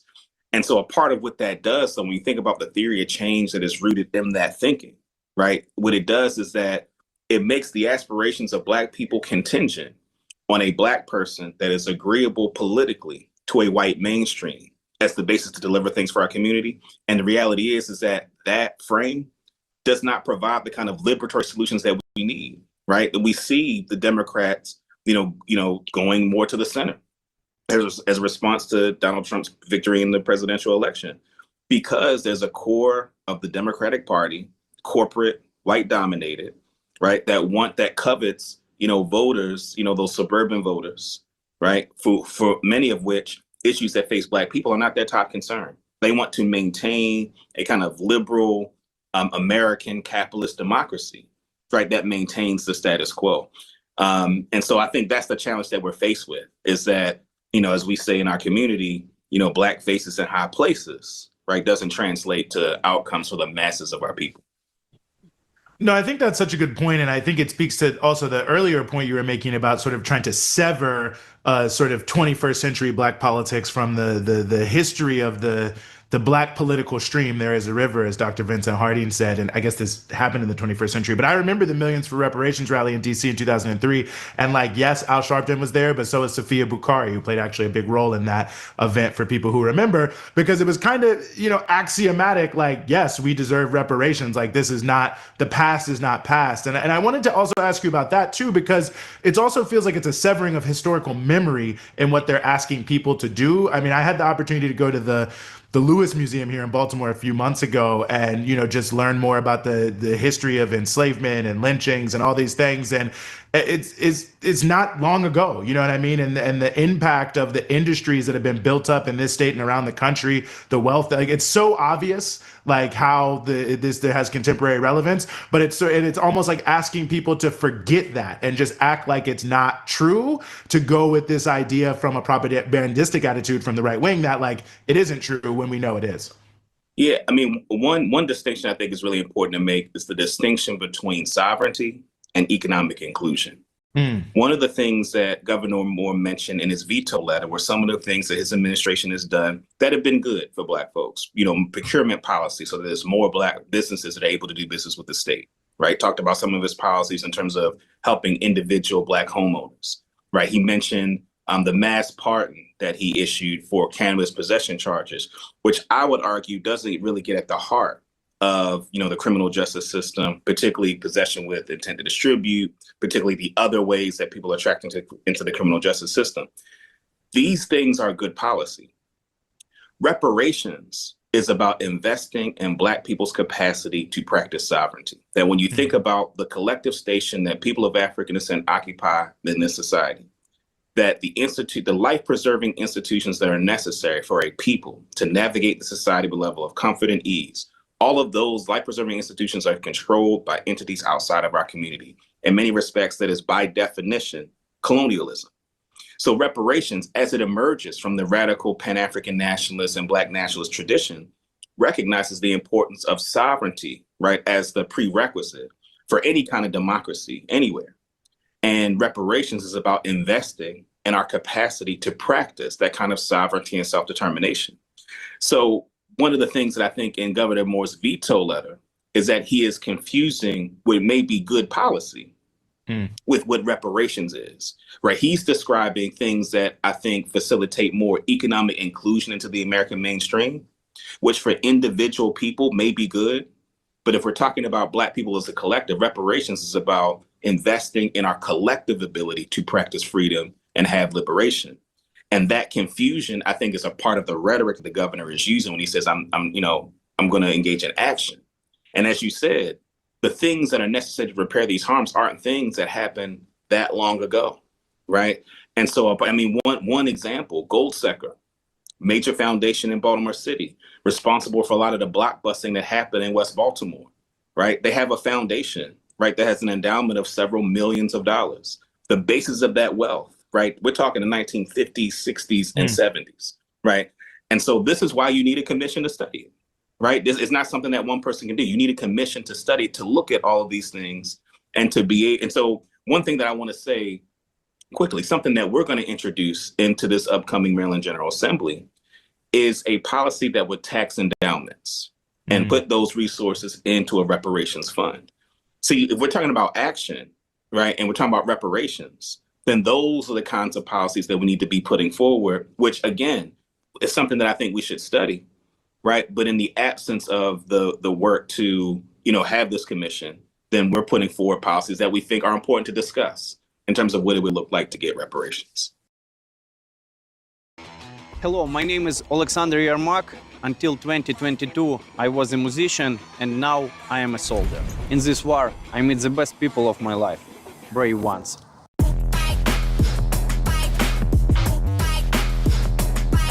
We defend freedom like no one else, using brains, innovation, and technologies. This first aid kit will save the lives of our soldiers, and we will continue our fight. I was watching like a clip from the Breakfast Club that was making the rounds on Twitter, and it was like Ben Shapiro, and I'm so sorry to even give space to his name, but the host was like Ben Shapiro was talking against reparations, obviously, because he's like a virulent right winger who is like very much like, well, Black people, that happened forever ago. Black people need to get over it. Basically, he pretty openly like says it almost like that. And the host was like, what about Israel? What about like Jews in Israel? Like Israel got Jews got reparations in Israel, and he's like, that's different. And it is interesting to me, just like the level of, when it comes to this country, the idea that like this happened so long ago, just get over it, is so ingrained culturally. And I would say that goes beyond just the right. And that brings me to what I would like to ask you about here. And that is the fact that you and others are now calling for the Legislative Black Caucus to basically override the governor's veto. So I'm curious, what kind of political pressure or institutional resistance is the caucus facing, either from Democratic Party leadership, because obviously this governor's a Democrat, also lobbyists, or even the governor's office itself? Like, is that even doable? So we're actively working to support the Black Caucus in overriding the veto. And I'll say a few things to your question. The first is that I think one of the things I'm proud of is that when I talk to like just, random Black folks on the street who've heard or pay any attention, most people that I hear when I talk to them, they think it's crazy that the governor vetoed the bill. Like, I think the rank and file of the Black community in Maryland, right, I think generally feels that way. Now, I think people simultaneously feel a sense of obligation to want to protect him politically. But even in the midst of that, there are people who I've spoken to that simultaneously understand the importance of overriding the veto while also wanting to protect and preserve Wes Moore as a person in his political career. And so it is my read that the members of the Black Caucus are working very hard on this override. And Maryland is interesting because Maryland has a 30% Black population, right? And so because of that, and so we have a large Black caucus. So it's created a dynamic where, we put a bunch, myself and the Black Caucus and other organizations have put a lot of pressure, on other elected officials to support the work of overriding the veto. And it is my understanding that the governor is working really very hard, right, to push back, to try to peel off support for this veto override. So right now, if you ask me, like, what do I think the prospects are? I would say about 65-35 override. Like that, if you ask me today, that's kind of where I think things are. And one of the things I think is really important to say is that the success of the veto override, I think, is important because I think it would demonstrate an advance in Black folks' political maturity around not feeling like you have to both support a policy that is problematic to support an individual Black person who we may think is a good person. But we need to develop the capacity of challenging Black folks in those positions, right, that take conservative positions. We need to demonstrate that it is possible to both care about him as a human being, but also know that on this policy that he's wrong, and for that to be okay. And so our hope is that this veto override is more than just about like the state of Maryland, right, and us establishing this commission, but showing people that yeah, we need to challenge our own elected officials, right, when they take positions that are not good for the masses of our community. Mm-hmm. Well, that's the beautiful political education effect of actually organizing, is the ability to try to bring these things through. And let me just ask you before we let you go, Davon, if anyone is watching in Maryland and is wondering how they can contribute to, the efforts you all are pushing at LBS along with others, where should they go? Where can they look? So lbsbaltimore.com, LBS Baltimore, all your relevant social media, sign up to be on our listserv. We're actually going to be putting out action alerts in the coming weeks for people to call their elected representatives and to urge them to support the override. I know for some people that may seem small, but those emails add up and they're important. It makes elected officials feel the pressure.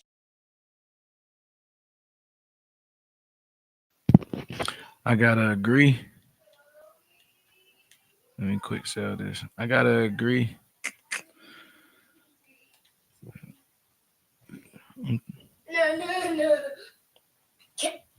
What?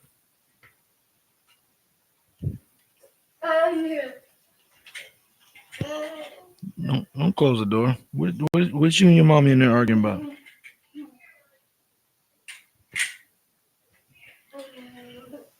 I didn't do nothing.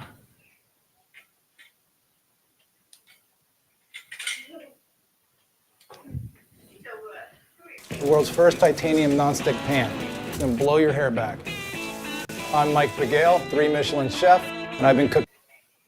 Have y'all ever came across a news headline that was so bad, and before they show the suspect, you just think to yourself, I hope this wasn't a black person? Listen, as black people, whenever we commit a crime, y'all, it's the entire race's fault. There is no excuses made, there's no context given, all black people are bad. But when it's a white person, y'all, there is every excuse thrown at them. Oh, we need to pray for this individual, he was troubled, he was lost. Let's just take example of the incident with Charlie Kirk. When Buddy got popped, there was a lot of outrage in the first couple of days. You had white men flooding the streets, protesting, screaming, fight back. His wife hopped online, basically wishing death on the shooter, and then turn around a few days later, the suspect is released. And he was a young white man from the Caucasus Mountains. There were no more protests. Everybody was talking about coming together. His wife even hopped on and said she praying for him. And it's like, bro, I could only imagine if that was a black person or an immigrant or something like that, how the reaction would have been. White fatigue though, y'all. It is very bad. A federal grand jury indicted 2 North Texas men accused of plotting to invade a foreign island, kill the men, and take the women as sex slaves. Prosecutors say, yeah. Y'all see how delusional these white supremacists be? 2 men going to a whole island and y'all... A white man flooding the streets, protesting, screaming, fight back. His wife hopped online, basically wishing death on the shooter, and then turn around a few days later, the suspect is released. And he was a young white man from the Caucasus Mountains. There were no more protests. Everybody was talking about coming together. His wife even hopped on and said she praying for him. And it's like, bro, I could only imagine if that was a black person or an immigrant or something like that, how the reaction would have been. White fatigue though, y'all. It is very bad. A federal grand jury indicted 2 North Texas men accused of plotting to invade a foreign island, kill the men, and take the women as sex slaves. Prosecutors say, yeah. Y'all see how delusional these white supremacists be? 2 men going to a whole island and y'all... oh my... But they love to scream black people have a low IQ. What type... What... One of the men enlisted in the Air Force to get military training he thought he needed. Fox 4's Blake Hansen in our newsroom tonight with these stunning allegations. Blake. Yeah, Stephen Heather, federal prosecutors say the suspects didn't plan to go it alone. In fact, the feds say they plan to recruit people who are homeless in Washington, D.C. to serve on their, quote, expeditionary force and take over a small Haitian island. The grand jury... Oh, y'all trying to go to Haiti. Charges 21-year-old Gavin Weisenberg from Allen and 20-year-old Tanner Thomas from Argyle with conspiracy to murder, maim, or kidnap in a foreign country, as well as a charge of production of child pornography. Oh my... Bro, y'all, I keep telling y'all this, the pipeline of racist white men to child PDF content,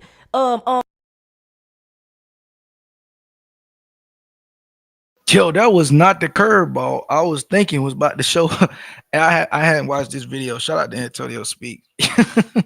Yo, this shit just be right in itself. So you trying to tell me y'all thought y'all was the modern day Buccaneers? Y'all last thought y'all was some pirates. You thought you was what's that white boy name? You thought you was John Michel. You thought you was Jean-Michel Ori, or however you say his name. You thought you was Jean-Michel, and you was finna go over there and ramsack and take an island. They arrest you and you got CP on you? Come on, gang. You can't even make this up. You tried to steal an island and they found you with CP. What are you talking about, man? This is nasty. I wish I could say I don't expect nothing like this, but I expect nothing less but this. Washington, D.C. to serve on their, quote, expeditionary force and take over a small Haitian island. The grand jury... Oh, y'all trying to go to Haiti. Charges 21-year-old Gavin Weisenberg from Allen and 20-year-old Tanner Thomas from Argyle with conspiracy to murder, maim, or kidnap in a foreign country, as well as a charge of production of child pornography. Oh, my... Bro, y'all, I keep telling y'all this, the pipeline of racist white men to child PDF content possessioners. I don't even think that's a word. Every time I'm talking about, there is always a correlation. What the Joe Weisenberg was booked into the Collin County Jail in July. We've not been able to find a mugshot for Thomas. Prosecutors say he was in the U.S. Air Force at the time. Damn. The place they are accused of plotting to invade is called Gonave Island. It is part of the Republic of Haiti. It's not small. In fact, that island has about 87,000 residents. Prosecutors. So y'all thought, even if y'all had about 100 people, I mean, like...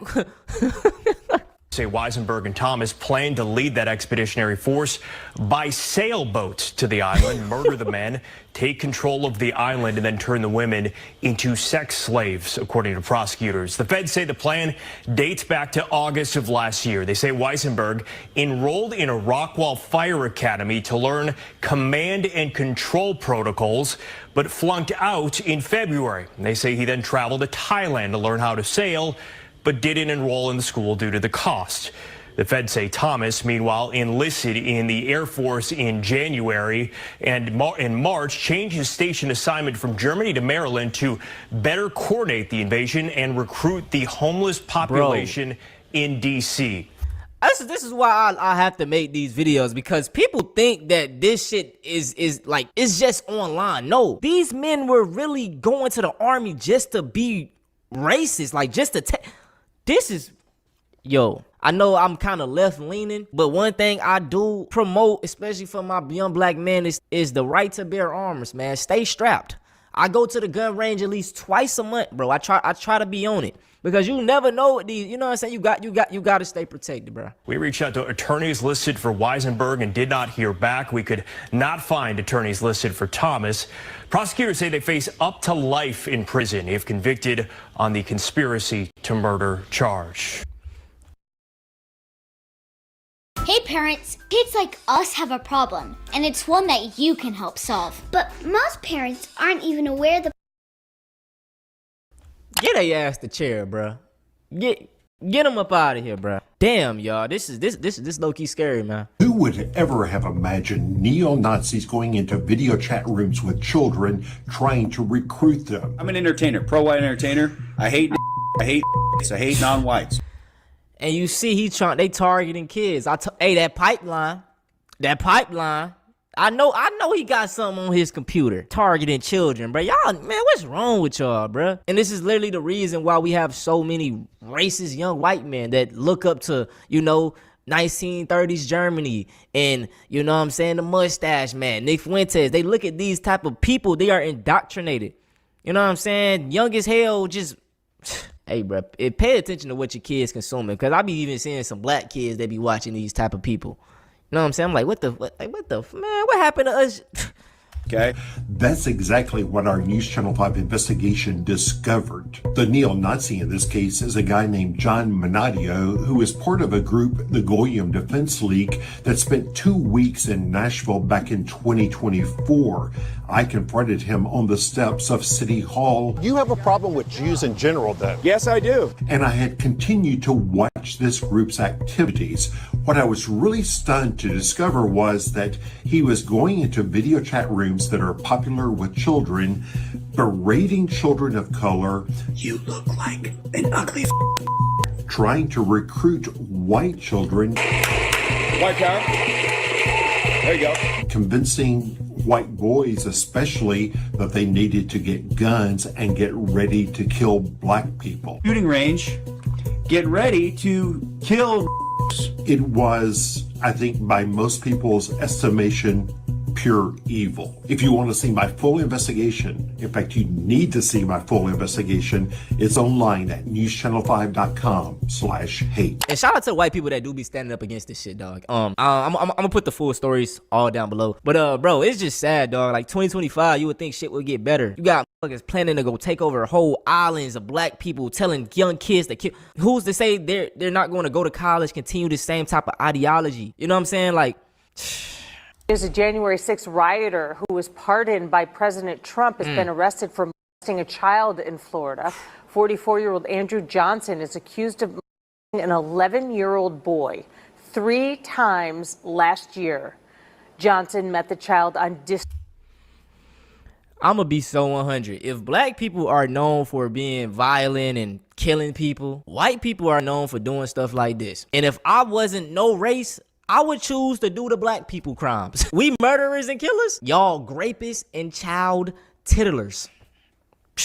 According to an affidavit, Johnson gifted the boy an iPhone to keep the abuse a secret. He also told the child that since he was pardoned for storming the Capitol, he was being awarded $10 million as a result of being a January 6ther, and that he would be putting him in his will to take over what money he had left over. Trump talked about the possibility of compensating the January 6th rioters, but so far no one has received any payments. And shout out to this Twitter page right here, man. I expose racists and you know what. And like, bro, it's just so many stories that you wouldn't even imagine these people do. And a lot of these are like child, you know what, and I really can't talk about them a lot on YouTube because the last time I tried it, they took my video down. So y'all go on these pages and they show you how sick these people are. Nobody really talks about the crimes that they commit. And it's like, you know, they love to paint black people as the problem when they're the main ones. Like, look at this. He took the life of his own baby. You know what I'm saying? But they want to say, oh no, protect, don't be around black people. They're dangerous. Y'all are the main ones that are dangerous. You know what I'm saying, bro? So, man, y'all show this Twitter page some love. Don't fall for the propaganda, bro. Black people are not the only ones committing crimes, all right? Black fatigue, no, it ain't real. White fatigue, that's most definitely should be the damn main thing. So we got a lady dropping off. I think she Instacarted some Pampers and some milk, you know, things that she need.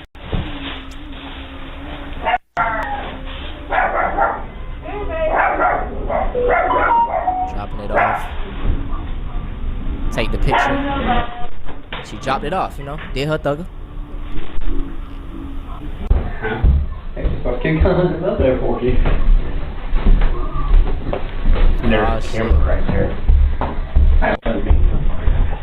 White man, 2 white men showing up. They plotting, y'all. Thugs. Fucking thugs. What's gonna happen? I know they finna try to come back and, yeah. Trying to hide from the kid. Oh, bruh. Dog.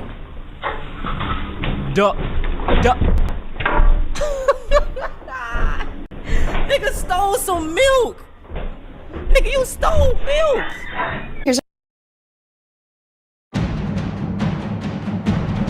It was absolutely amazingly divine. I thought I was going to heaven.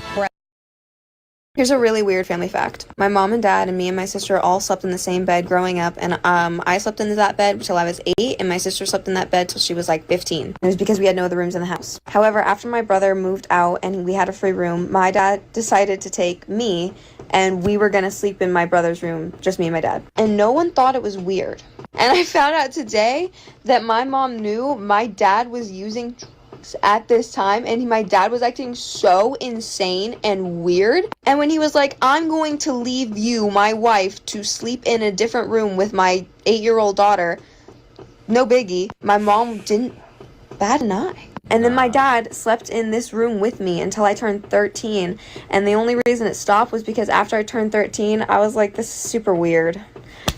And I like cried to my mom because I was like, I don't want him to sleep in here, but I'm so scared he's gonna, if I kick him out, because the bond was super weird. And so my mom had to like set up a conversation so he wouldn't like freak out over me kicking him out of this room so I could finally have my own room. And it was just weird that no one seemed to like think that that was an odd choice on my dad's part. Tim Tebow put it best, bro. White men are some of the biggest abusers in the child home, you know? And I gotta hold white women accountable too, because her, like in the video, her mother didn't do anything and step in and say, hey, this is wrong. That's why I don't understand white supremacy, because white supremacy, white women are treated like shit. You know what I'm saying? It's that patriarchy that is intact with white supremacy. And she didn't really even go into detail in this video. I hope nothing happened to her. I hope we didn't touch on her, bro. That's just sick, man. Blaming everything on white people. Oh, you're not gonna like this. World War I, white people. World War II, white people. The Vietnam War, white people. Slavery, white people. Systemic racism, white people. Racism in general, white people. Thousands of years of Asian history being wiped off this planet, white people. Africa decentralized for decades. South America decentralized for decades. Middle East decentralized for decades. White people. Capitalism, white people. Fascism in America, white people. Oh, look at that, you're Christian. Bet. Christianity being used to justify slavery? White people. Christianity being used to justify massacring Native Americans? White people. There's a fake Christian that sold Bibles with his own names on it sitting in the White House right now that was built and maintained by slaves. This motherfucker's white. Who led Germany during the 1930s? A white Christian. Which group of people colonized Africa? White Christians. Klan members. White Christians. St. Peter's Cross being misunderstood as a symbol of Satanism. White people. Border problems. White people.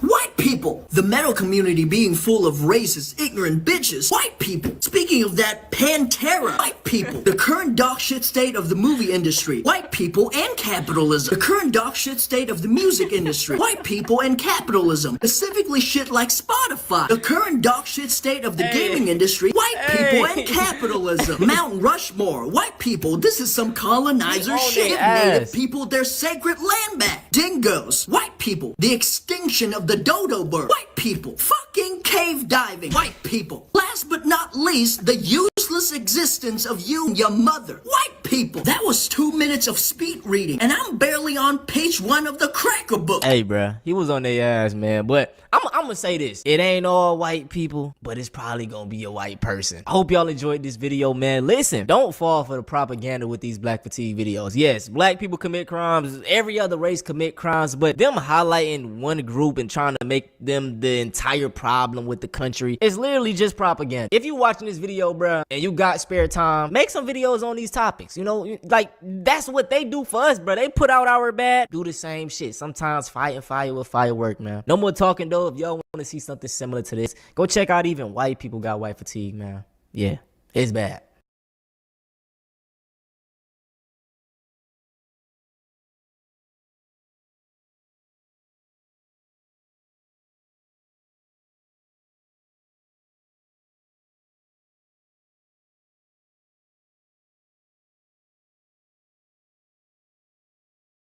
Shout out to Antonio Speaks, man. He did his thing right then. I agree.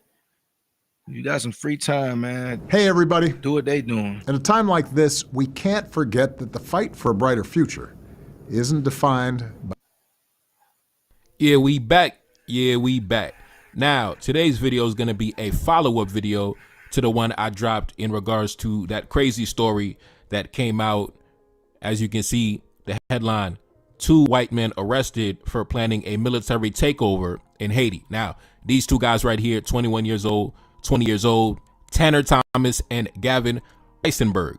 Now, today I want to talk about how, and I mentioned it, a few months back, but how a lot of young white males are embracing colonial ideology, white nationalist ideology, definitely moving to the conservative right. And these patterns are observed in young white males, not only in the United States, but also out in the UK, out in France, Italy, in the Western world. Why are young white males moving towards the conservative right, alt-right, the white nationalist sectors? How do we arrive where today you have a 20-year-old and a 21-year-old? Take a look up on the screen. Look at the headline.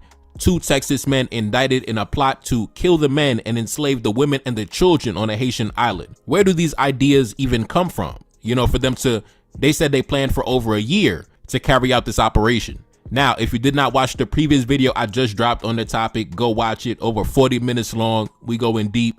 Check that out first if you haven't. This is a follow-up. But if you remember, I dropped a video back in September entitled The Rise of White Nationalism.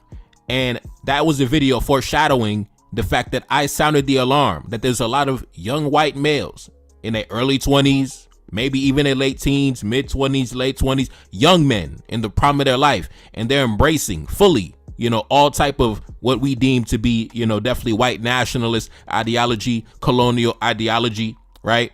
A lot of conversations and beliefs that we even buried as junk science have now resurfaced as credible conversations and talking points, right? Digging up old literature from the 19th century, talking points from the 19th century, and they're actually making a comeback amongst the youth, right? And if you watch the video I just dropped, then you know that this whole entire plan that these guys had, we're gonna go invade one of the adjacent islands off the coast of Haiti. We're gonna assassinate all the men. We're gonna take all the women and children for ourselves and things like that. I told you that I saw this conversation happening on social media. There was this guy with like hundreds of thousands of followers on Twitter, and he was saying things like this. Take a look up on the screen.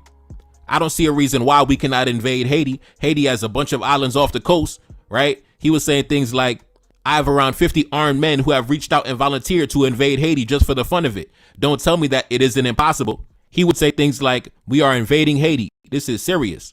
And also, if you watch my last video, I went deep into the conversation, and we saw a bunch of guys contributing to the conversation, signing up and saying they'll be part of the operation. Some of the guys saying that we have military experience that we could contribute. And I was bookmarking all these conversations. I was just bookmarking all these conversations. Listen, when it comes to these guys, I'm all up in their chat rooms. I'm all up in their Telegram, their Discord chat. I'm all up in their Twitter spaces on all type of dummy accounts. I'm all up on the forums. I'm right up in the mix with these guys, man. I'm right up in the mix on all type of dummy accounts. They think I'm one of them. And that's the reason I made that video back in September, sounding the alarm, saying that there's definitely, the climate right now, especially amongst a certain demographic, young white males, they're definitely drawn to, certain ideologies, to where now, like I said, a 20-year-old and a 21-year-old, why would they even do that, right? Because these are the type of conversations happening on social media. This guy said this, right?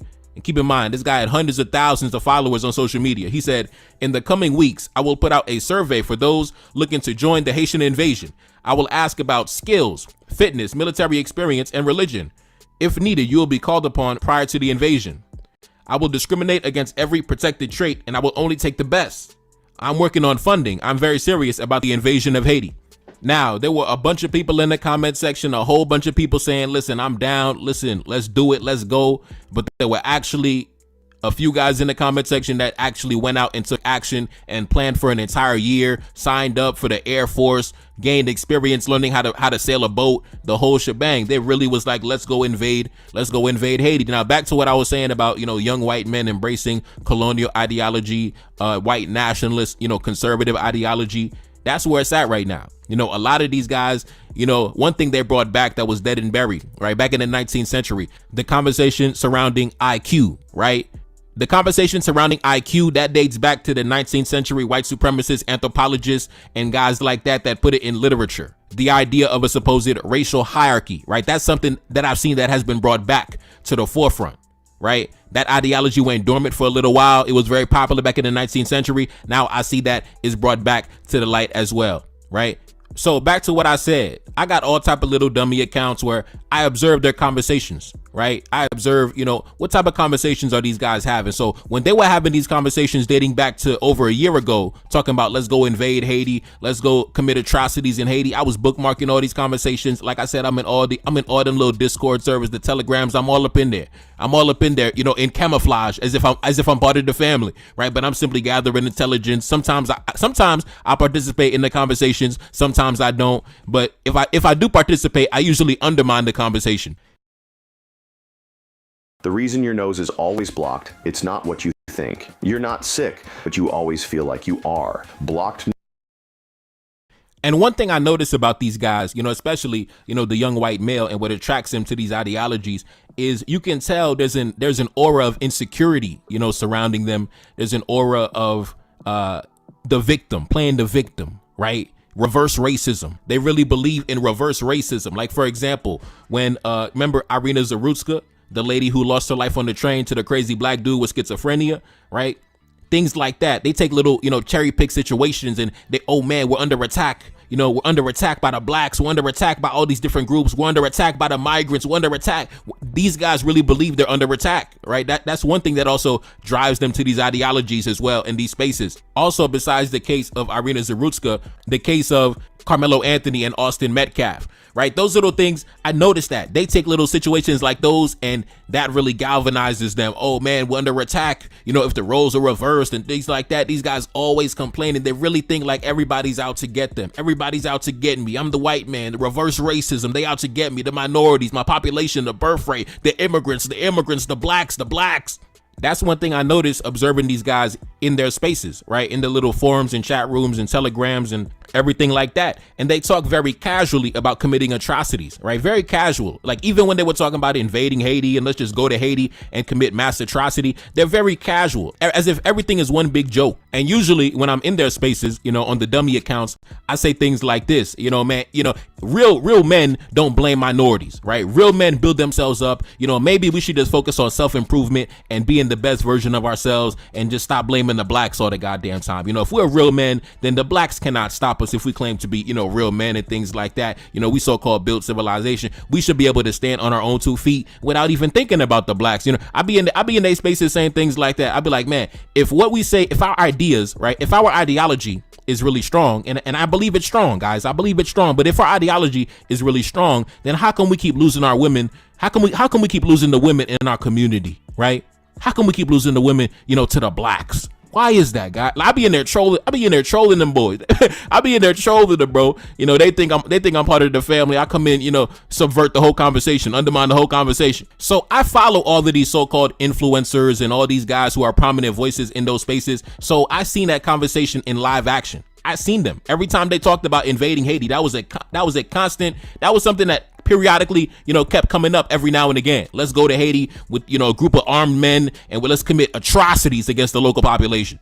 I'll be running my own undercover intelligence operation because you got to understand, you know, the adversary and how he thinks. That's how I was able to sound the alarm and make that video back in September, right? And when I made that video back in September, when I talked about the rise of white nationalism, I basically said that there's a lot of young white men today who are in their early 20s, mid 20s, maybe late teens, right? That a lot of them, they grew up, you know, when Trump was in power. They grew up heavily when conservatism was making a resurgence. So that's all they know, right? And they've been on social media, you know, listening to all these prominent voices in those spaces on social media, getting indoctrinated on social media, becoming a victim, you know, talking about George Floyd all the goddamn day, talking about Irina Zarutska, right? Playing the victim, thinking that everybody's out to get them, right? Reverse racism against the white man. A lot of these guys, you know, resurrecting colonial ideology from the 19th century, you know, talking about, you know, phrenology and IQ and things like that. It's a reason why Trump performed so well amongst white males, especially young white males. Take a look up on the screen.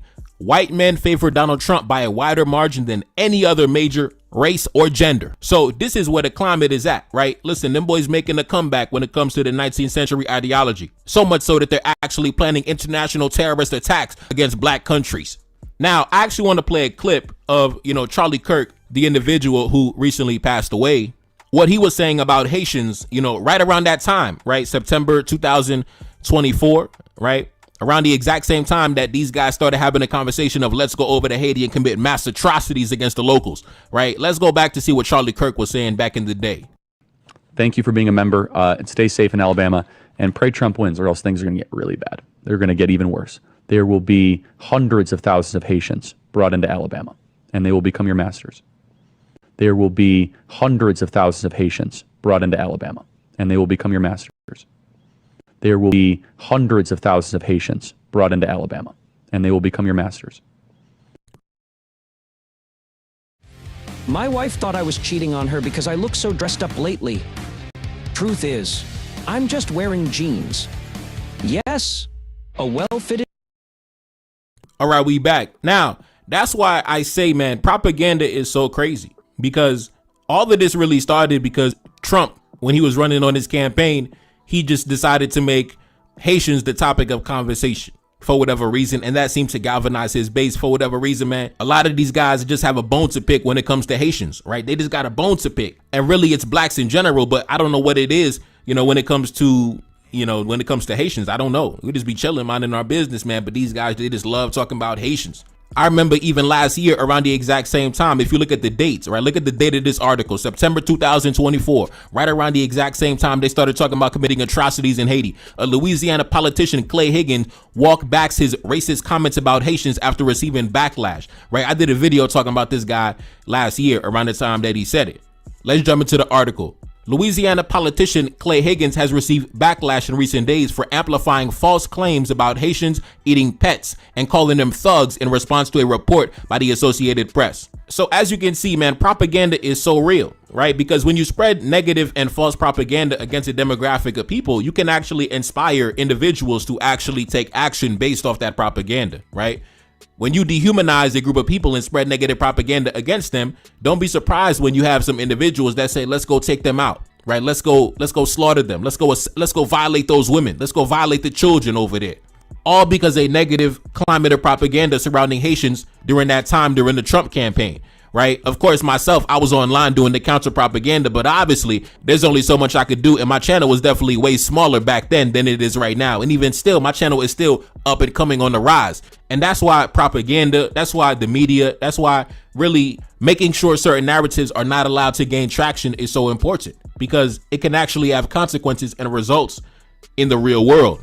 But from what I can gather, during my little makeshift intelligence operations, infiltrating their digital spaces, I would say one of the main motivating factors behind these guys gravitating towards certain ideologies and mentalities, or resurrecting certain ideologies and mentalities, is the fact that, a lot of these guys are really chronically online. A lot of them there's definitely some loneliness going on. A lot of these guys are definitely lonely, isolated. A lot of these guys are stuck in their echo chambers, right? A lot of these guys are frustrated with the way of the world.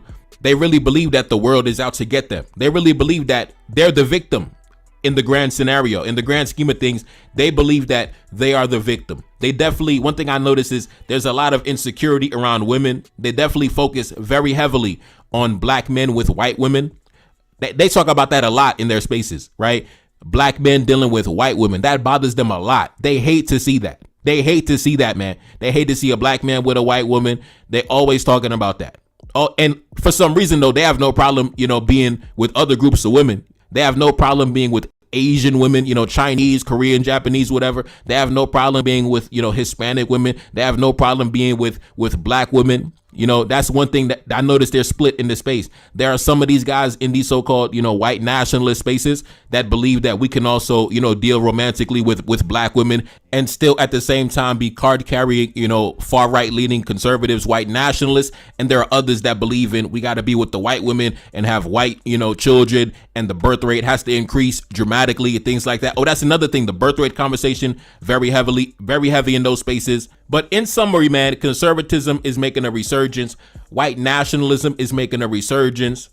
This is where the climate is headed, especially amongst the young guys too. Like I said, the guys that committed this attack, this would-be attack against one of the adjacent islands off the Haitian coast, they were only like 20 years old, 21 years old. Young guys, right? Young guys in these spaces absorbing this information, and it resonates with them. So I'm just telling you where the climate is at. I'm just telling you where the climate is headed. That's just the reality of the matter. Why do you think the conversation around black crime has made a resurgence as well? That's another thing they talk about heavy in their spaces. Black crime. Oh man, they love talking about the crime statistics. Of course, they're not going to talk about the crimes they dominate, pedophilia, bestiality, crimes against the illegal images and videos involving minors. They're never going to talk about that. They're never going to talk about the stats they dominate, but they love talking about the criminal activity of other groups very heavily in those spaces, right? Why do you think those conversations have made a resurgence? Because, like I said, the young white male is really gravitating towards colonial ideology,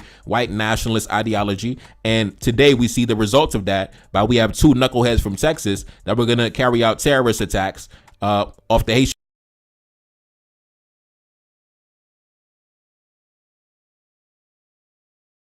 Y'all go subscribe. That's all I got for today, man. I'm playing Madden. Checking parlays all day. That's all I got for today. I will be back with a regularly scheduled program on Monday morning, 9 a.m. Regularly scheduled program, 9 a.m., 9:04 a.m. tomorrow morning. Right now, like I said, I'm playing the game. Appreciate y'all tapping in. I'm up out of here.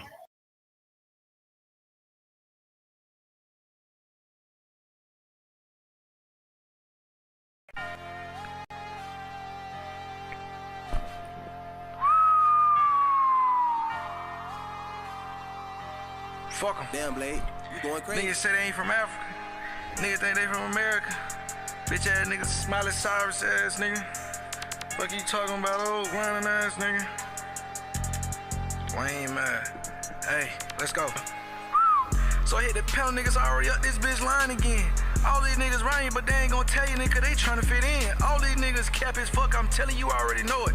He don't wanna quote his source, cause nigga, that shit gon' just expose it. That's a Nazi scientist, my nigga, you think we wouldn't notice. You stared in a glass house, you picked up a rock and tried to throw it. Ain't no culture with your cap, my nigga, you just a cosplaying dude.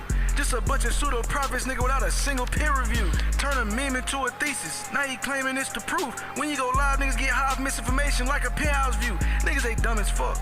These niggas, they slower than a snail. If you keep disrespecting my ancestors, nigga, I'm finna give your ass hell. Everything was saying you got from your motherfucking brain is straight from out of jail. This that type of shit that get a nigga sent up the shelf for nigga years. This that type of shit that nigga may have niggas really dropping tears. This that type of shit got people with 51 felony charges. At this point, you need to quit going live. It's really a bad market. At this point, you just a mouthpiece for Russians, nigga, like Benny Johnson. At this point, you need to quit going live, but nigga, cause it's really a bad market. At this point, you just a mouthpiece for the Russians, nigga, like Benny Johnson. You fighting ghosts on the net just like it's a pay-per-view event. You talk adverse possession, my nigga, but you ain't pay your rent. Call it research, but it's just a copy-paste. My nigga, that's what fakers do. Ain't no proof in that tick, nigga, that's just a conspiracy loop. You drunk off anthropology, nigga, this nigga's a YouTube dork. Say it's just a fact, but he can never prove it with support. If it's truth, why you walking in the door, nigga, it's changing that direction. How the fuck you sovereign, nigga, in the land, but you in the courtroom? Nigga be all pro first team, make-believe pseudo. Saying we the real Indians, but your logic super weak. Cause Walter Neves never said that bullshit you preach. You anti-white, but quote the scholars, nigga, in every speech. You claiming liberation while you quoting whole white supremacy. This shit crazy as fuck, this shit don't make no motherfucking sense to me. How you claiming you against anti-white, but you quote white supremacy? Hey, I've been telling these niggas so long, this shit been getting on my nerves. That's why I had to hit the booth and start to curb stomp niggas. Give a fuck about what you said, nigga, you ain't on shit. Every time I try to pull up, nigga, get to running. These niggas get to ducking. I pop out, nigga, get to hitting. Nigga, bitches. Like I pull up, try to get it, hey.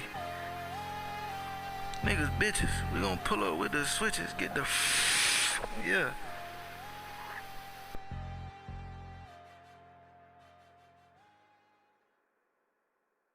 I'm stumped.